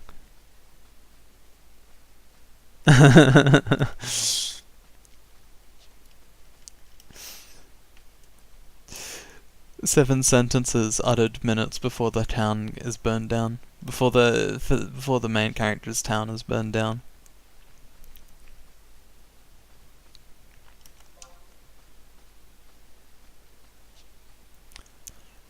My personal favorite is I'm gonna refuse the call and burn down my own house. The call to adventure can't come knocking if you don't have a hometown or house. Just saying. Yeah.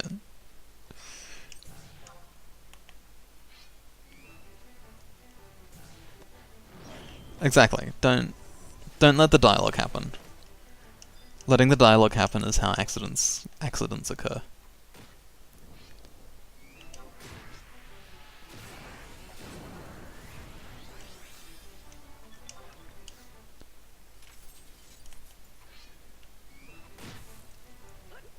That sounds very wise. Can't have a knock without a door.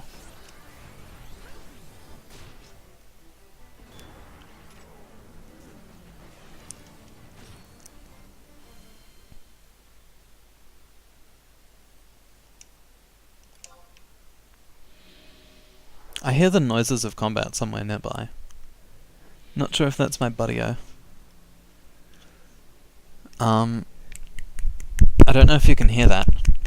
That's the sound of one hand clapping.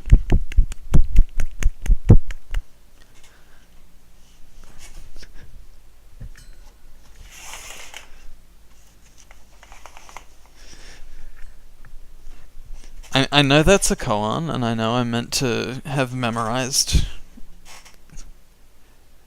I know that's a koan, and the whole point of koans is to memorize the answer to them, but I haven't memorized the answer to that particular quandary. Mitch, do you know? I mean, Mog, do you know what the sound of one hand clapping is?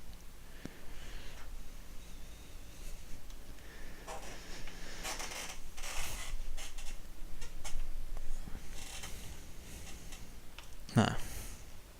Well, we're just unenlightened, I guess. 'Tis our lot in life.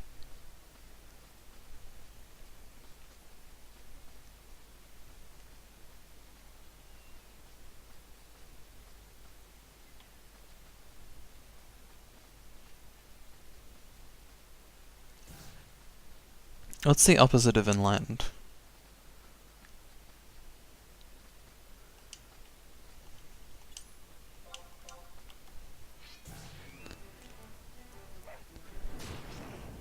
Actually, you know what? You're exactly right. Unintentionally, you are exactly right. I can enlighten myself. Check this out. Boosh. Enlight.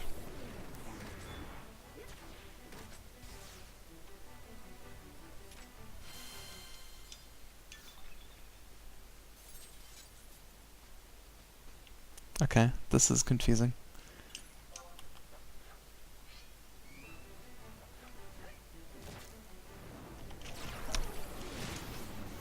Yeah, my enlightenment gives me plus 10% damage.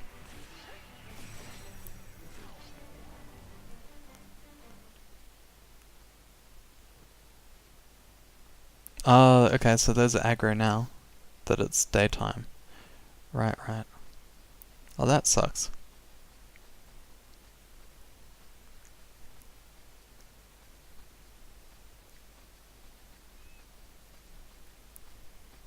Like, unenlightened sounds right, but there's probably, like, an actual term.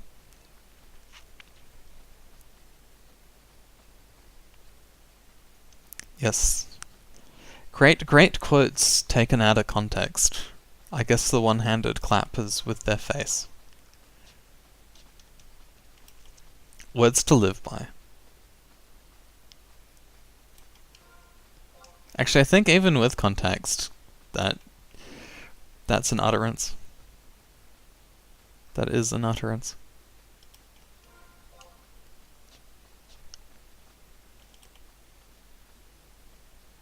Yeah. Okay, now they're not aggro? I don't know, man. I don't get it.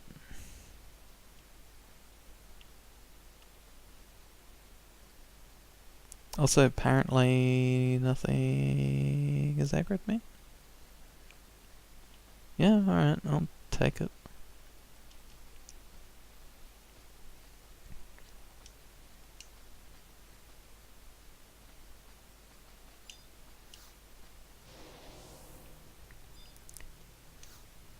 Time restriction, 40 minutes. Maybe the other guy is just like, oh, this dude's doing everything for me, I'll just tag along behind.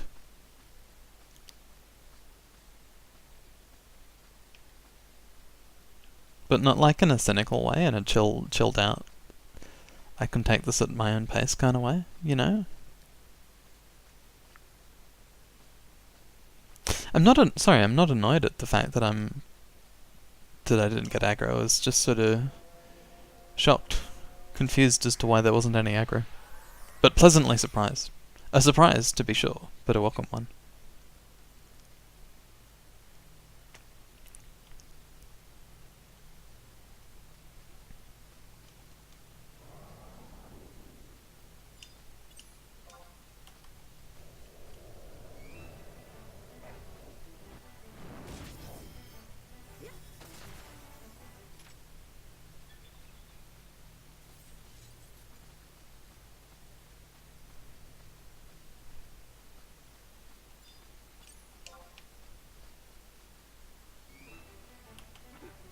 Oh, maybe they have like aggro and non-aggro forms. Anyway, I don't want to risk it. So they die.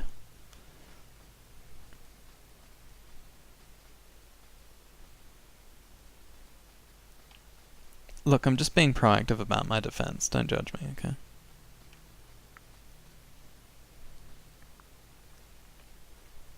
It's game theory. I've done maths. I've done AI. That qualifies me to comment on strategy.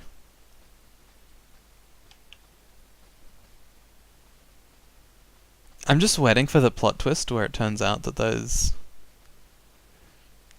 otherwise peaceful monsters that have never attacked me ever can, under some weird specific condition, actually aggro onto the quasi-lumen. I know that's gonna happen. I know it's gonna happen.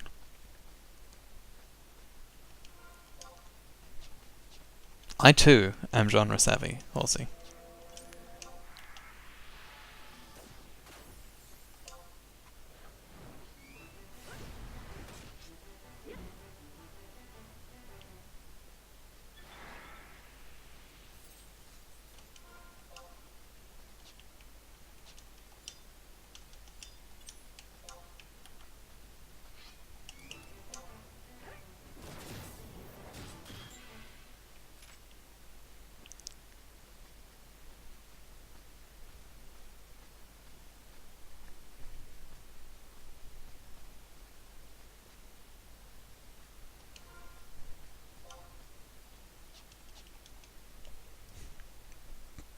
So what have you been up to today, Horsey?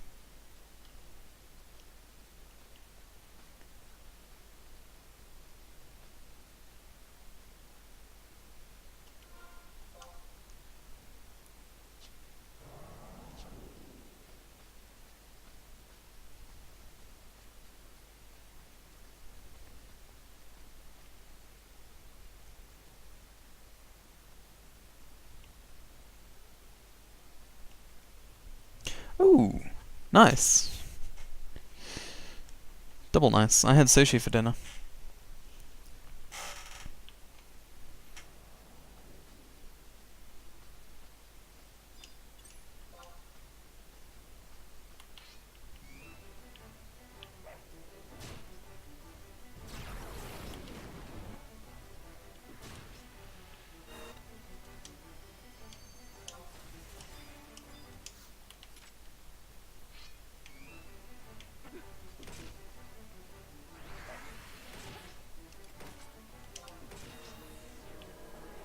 Yeah, heck. No. No. No. Igra must die.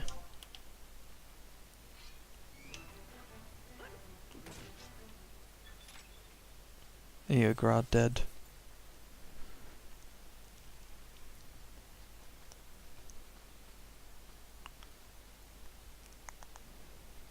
Huh.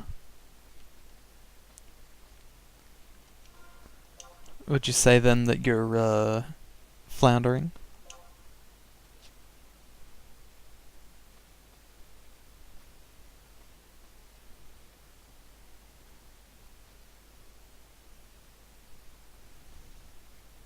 Wait a minute, that's map 1, I want map 2.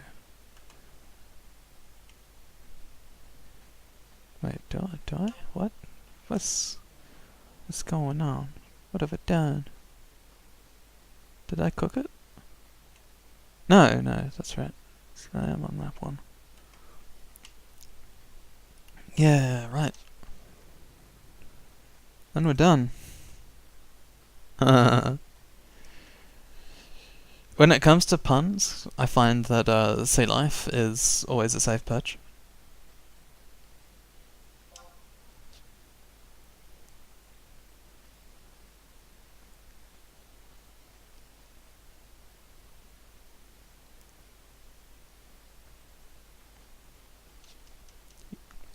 Yeah, jokes about fish in my heart and soul.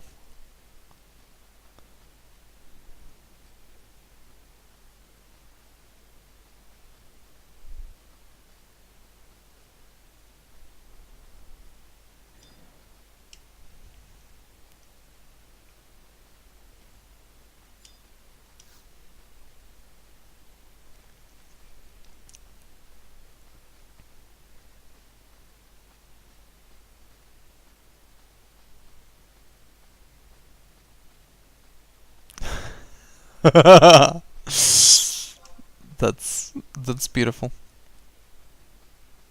Thank you for sharing this precious gift with me.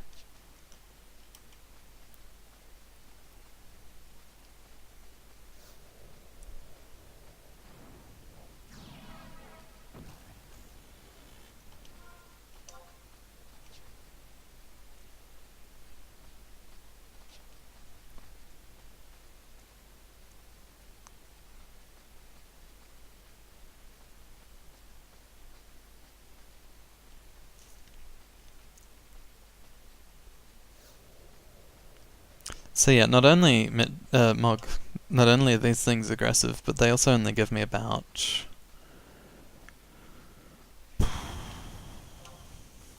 1%. Yeah, they also only give me about 1% of a bit of progress towards the alternate advancement system. You know what? Oh, no. I was about to say, you know what? They probably just have a really short aggro range. Nope. No, that thing is still attacking me. It wants me dead. It doesn't fully grasp the fact that I can kill it in one hit.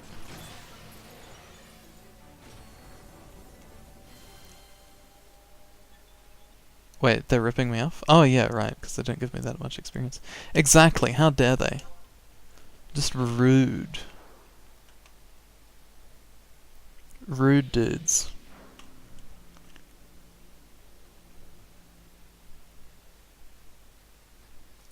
East, cut north.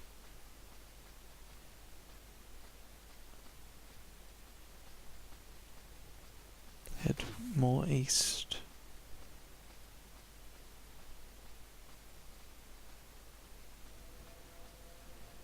Only the dead may know peace from this grinding.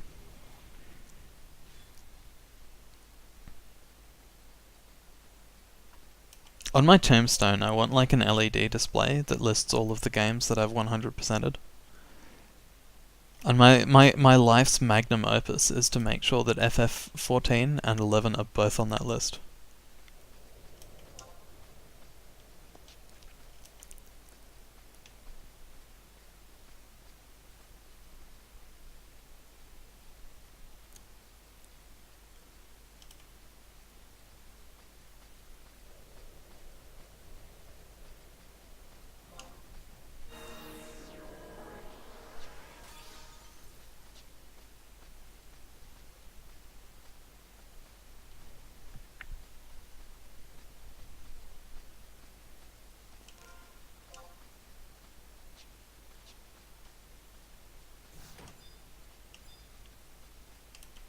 I wonder if I can just quickly grab that. No. Ooh, maybe.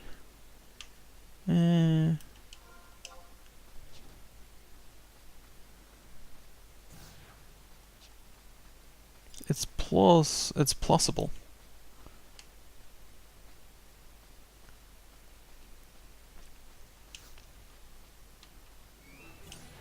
I've made a terrible mistake.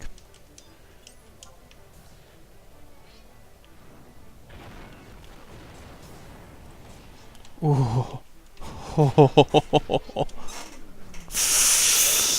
Yeah, that could have been bad.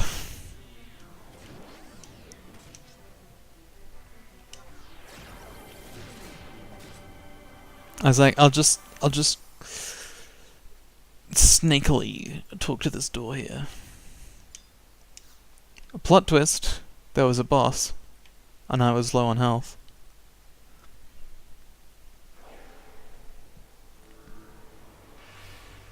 Yeah, thankfully it was just like an opening damage spike.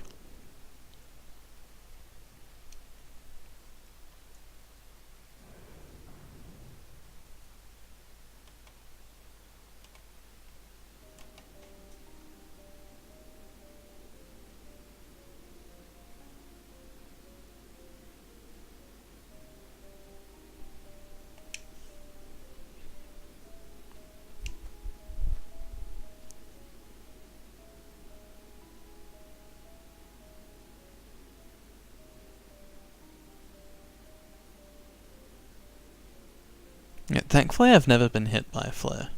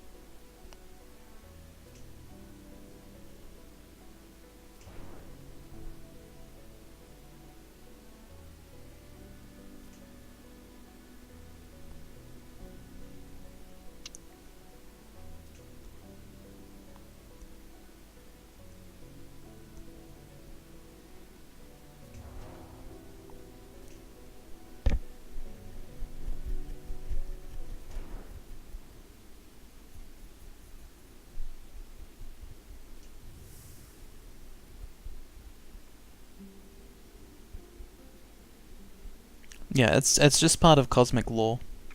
Black mages will never cast flare.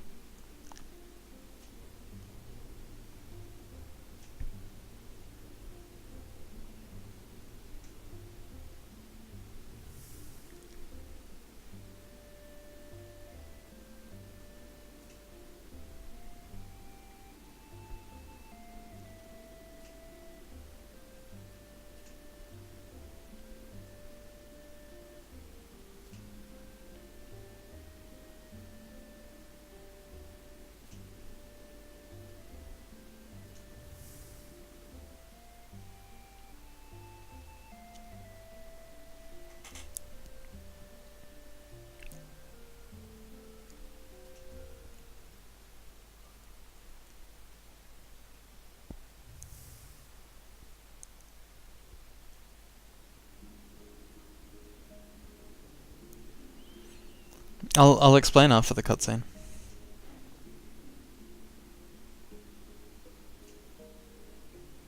I'll explain about flare, I mean.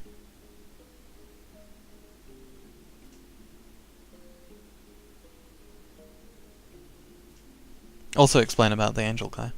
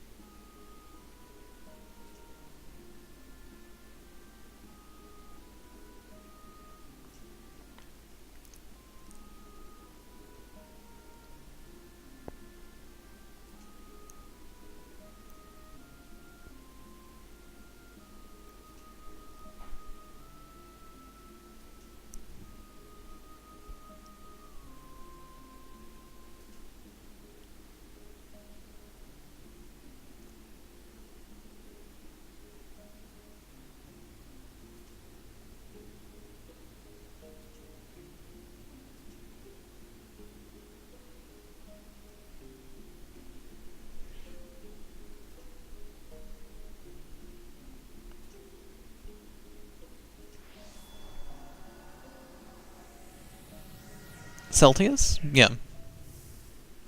He's a boy.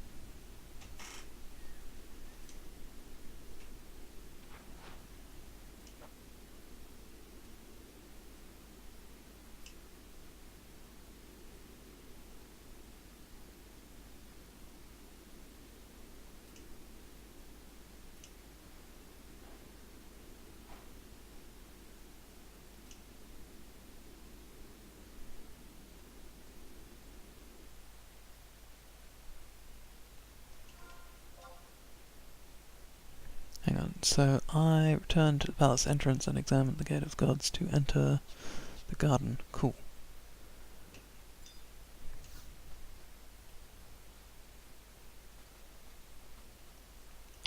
So, to start with flare, in Final Fantasy XIV, at level 50, black mages get their ultimate spell, Flare, which expends all of their mana to deal a gigantic AoE attack. Expends all of their mana being the operative phrase. So it takes a slight, just a very slight psychological adjustment to adjust to this fact. Because I should say, sorry, it spends the rest of their mana. So people look at how expensive it is, I guess, and say, oh, well, there's no point in me casting that, not realizing that, one, it's your strongest spell, and two, if you've already spent most of your mana, then it's dirt cheap.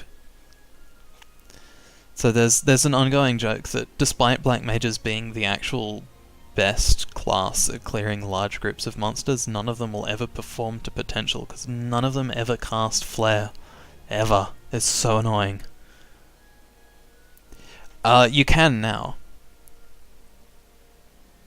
You need a certain minimum amount of MP, but with the way that with the way that black mages work now, you can basically just cast Flare, and then go into mana regen, wait like 3 seconds, then go back into Flare stance and flare again, ad infinitum. Plus or minus some lightning magic. Travel to another home point. Promathia. Grand Palace. It's like you need 10%, I think 10% of your MP left to cast Flare. Yeah, so black mages, if I don't try and like abridge or skip over anything, black mages have 2 stances: fire stance and ice stance. Fire stance, and each stance stacks up to a stack of 3. Yeah. And ice stance regenerates your mana. 3 stacks of ice stance will regenerate your mana in 6 seconds. And fire stance, you have no mana regen, but your spells get stronger. Your fire spells get stronger. So you have spells that swap you back and forth between the stances. So the general gist of it is, you open with lightning, then you go and you use your stance swap spell, because you can do that from neutral. So you use your fire stance spell, go into level 3 fire stance, use flare, use an ability that puts you into 1 pip of ice stance, use lightning again, use your fire stance spell once you've regenerated enough MP, and use flare. And then you just repeat that over and over again and be the single most destructive person in your party because you're a black mage. And black mages are real strong when it comes to destroying lots of things at once. But no one does that. Oh, and there's a few more embellishments that happen as you get stronger, but that's the basic gist of it.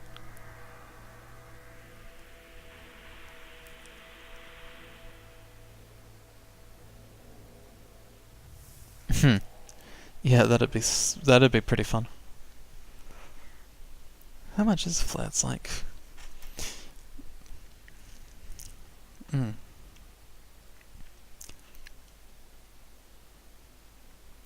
Yeah, I think if it worked that way, if you could get a flare off on another player, it would deal a good third of their HP in a single cast. Actually, no. You could half kill a tank.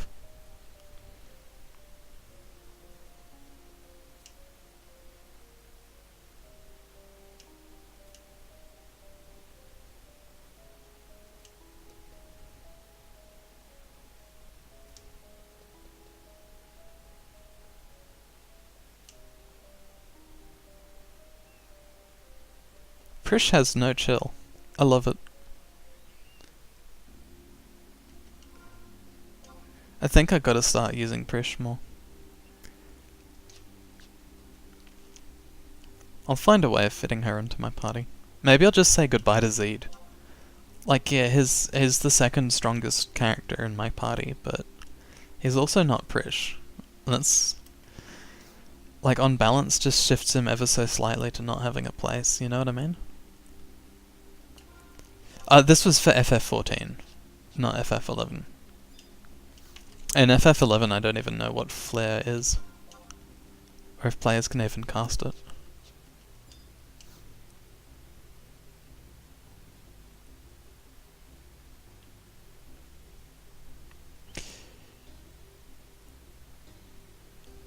Oh, this music.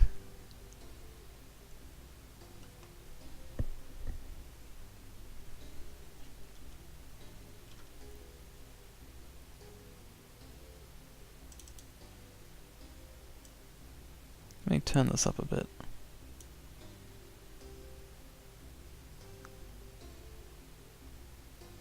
Now that's cool. Those are some tunes.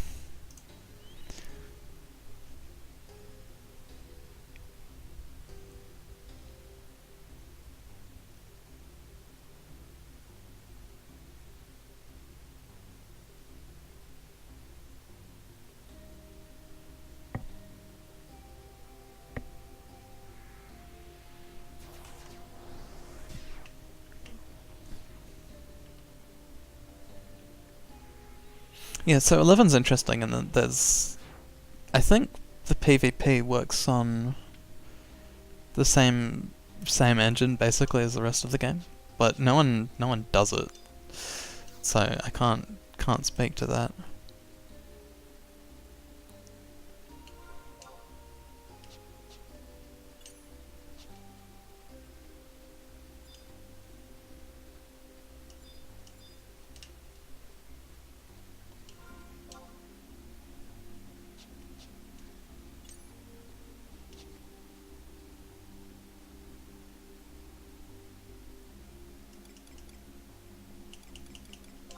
Should probably call out my trusts.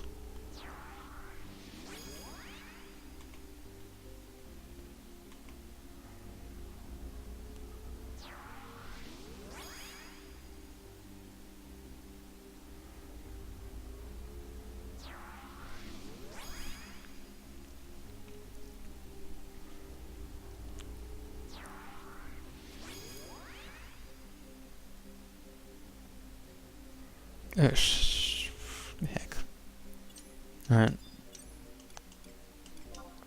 Sorry, Arciela.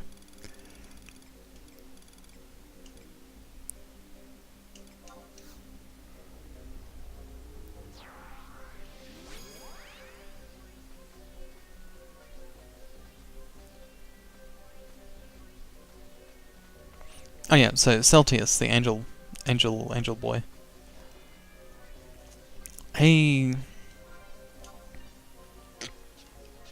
was a young lad, cursed with something known as the emptiness, this mysterious gnawing disease, separating an ancient race from one another, silencing what they called the whisper of the soul, kind of subliminal telepathy that connected the entire race together.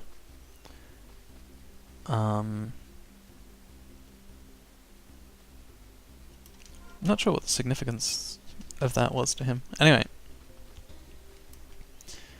he is treated in this thing called the Chamber of Eventide, a mysterious device that sucks the emptiness out of people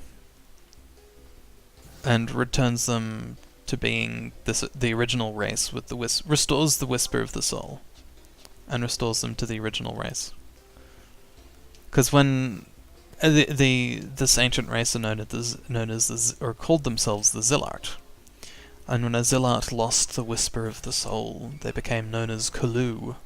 So Celtius was an early Kalu, and he was cured in the Chamber of Eventide. But as you just found out, the Chamber of Eventide had this nasty, really unfortunate side effect of focusing the emptiness, eating away at the Zillart. And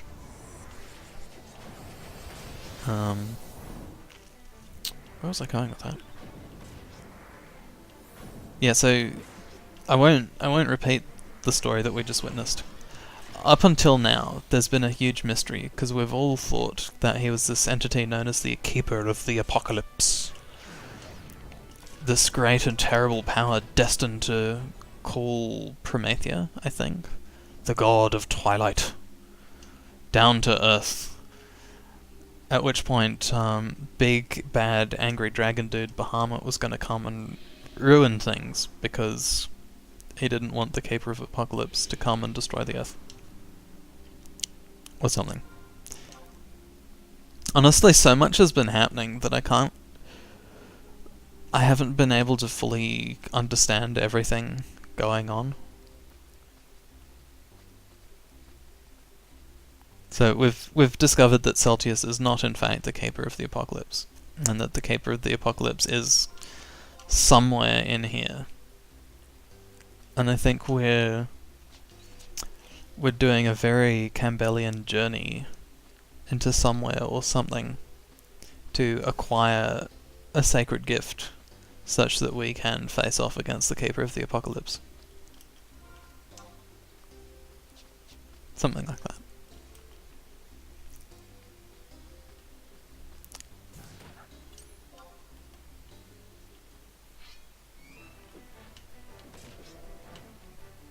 TLDR, we're at the part of this We're at the part of any good JRPG story when shit starts getting metaphysical.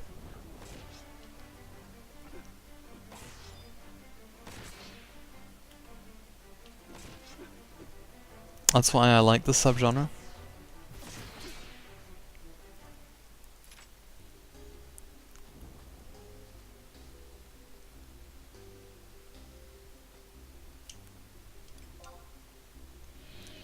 Yeah, because we're all about the fundamental nature of reality and man itself. We've entered now the realm of the gods.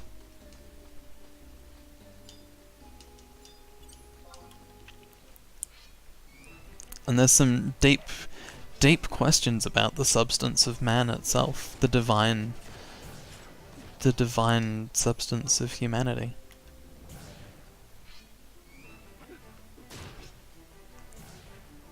Really?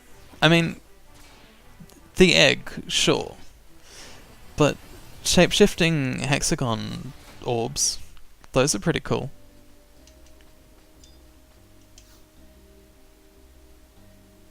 Where am I? What? Oh. So it's meant to go north.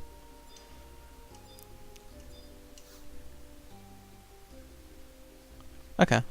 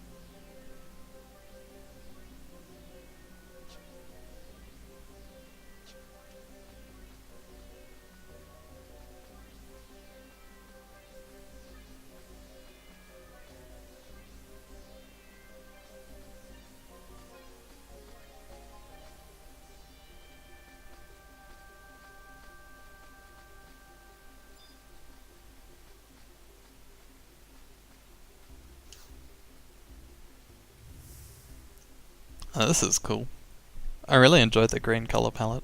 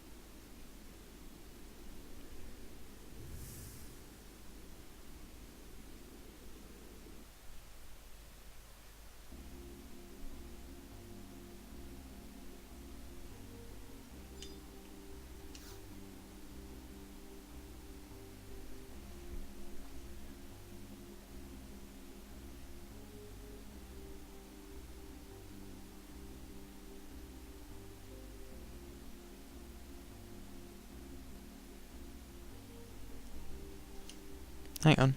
What? H tower. First you need to climb to the 4th floor of a specific tower.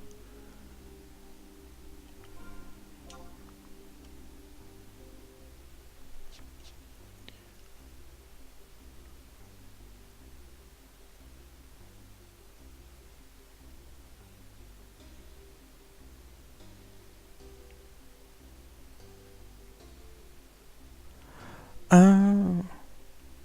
Oh, I was meant to climb the tower for my race. Wait, was I?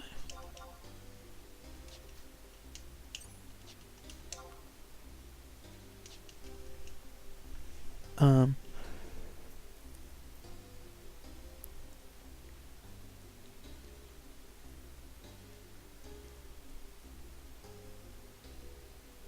Ah. Yeah, okay. Whoops.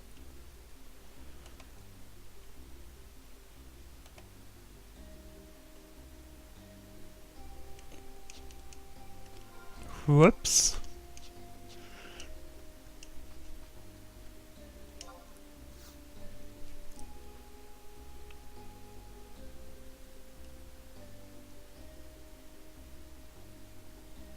What would you consider to be an inspired design, Mog?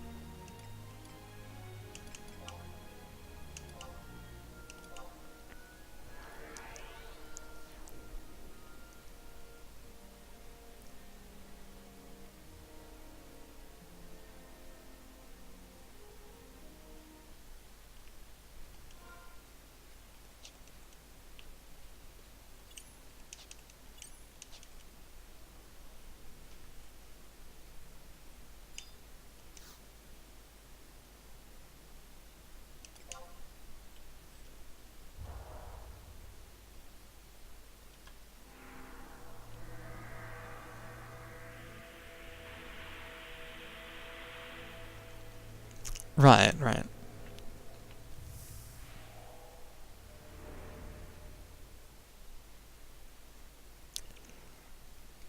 Yeah, I suppose the monster design in here would be quite jarring.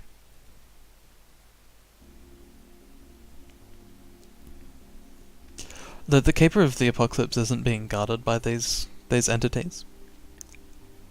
I don't know why they're living here, but they're hanging out here for some reason.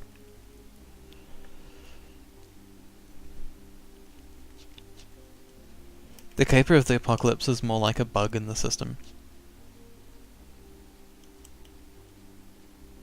Oh, hang on. Maybe the Keeper of the Apocalypse is Nagmalada.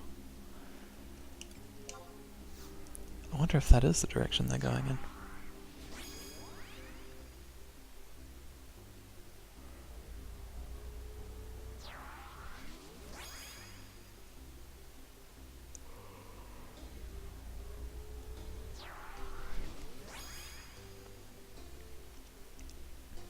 I might do. Who knows what the ancients are into?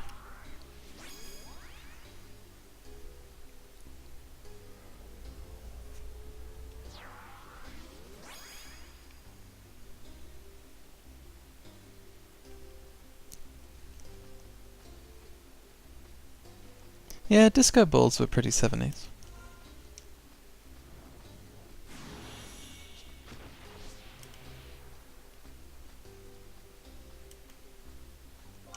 Disco in general was pretty 70s.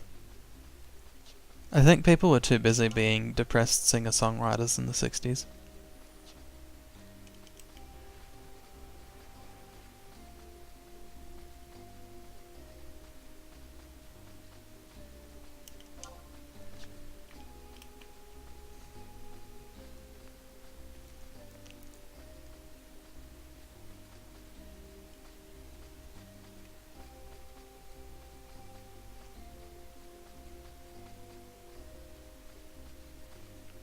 One thing I really want to do is like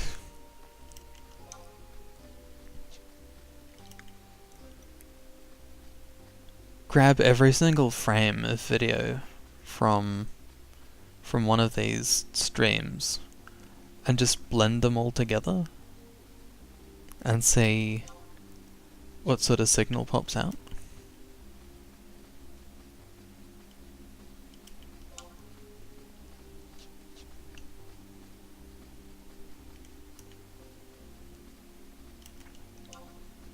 Another fun thing to do would be to factor all of the images and like only compress together the ones that are strongly factored, like by some metric.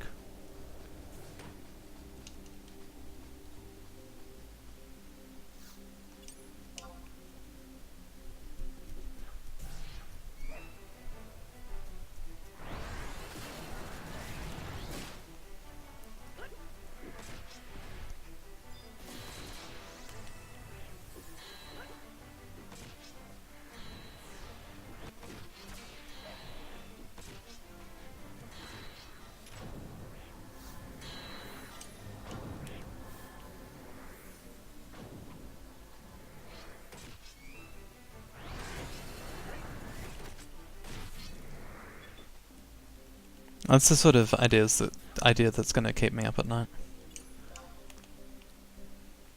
Because I would need some metric for distance between video frames.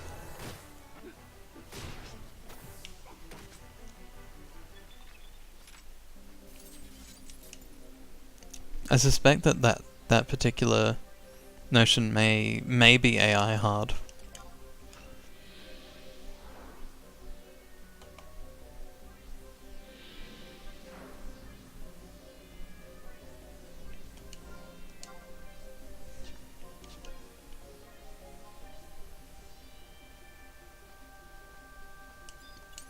Actually, you know what?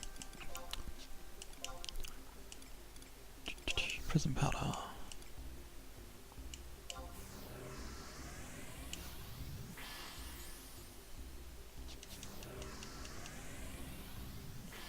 Oh, that was dumb of me. I'm poisoned. I can't be invisible if I'm poisoned.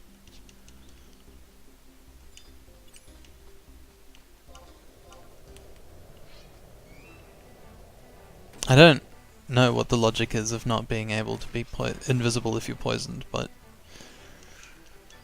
at the time I said it, it sounded like it made sense, because it's perfectly logical within the game's rules.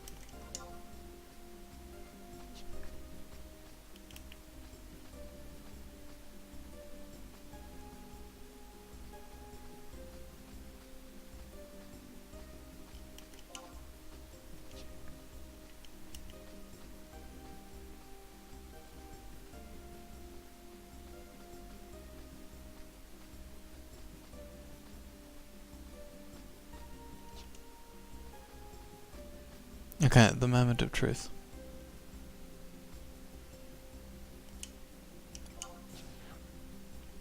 Oh, and they have true sight anyway, so...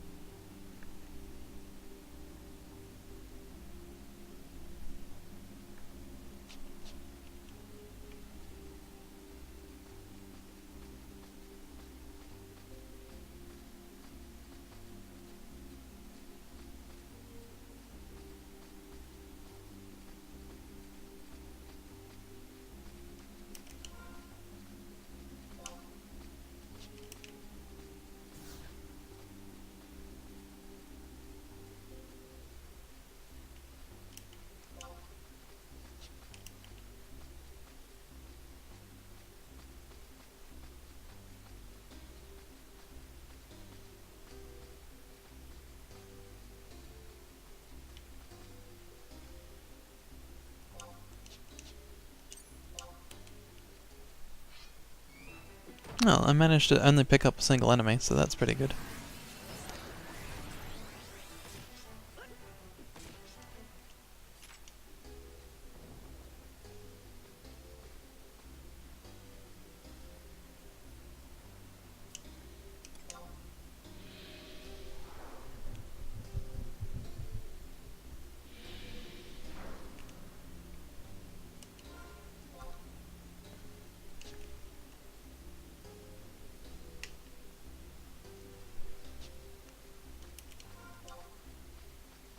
Okay.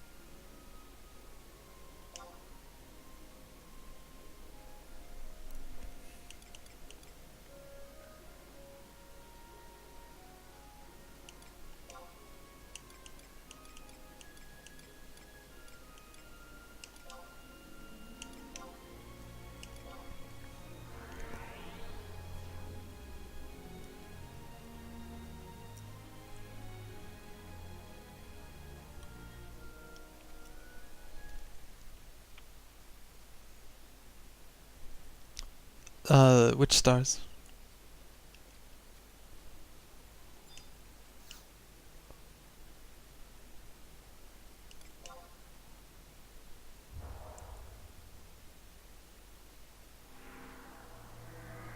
Oh, good question. Trying to think.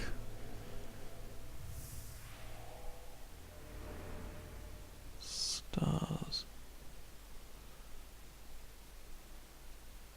Next time I walk back, I'll check and tell you, because I kind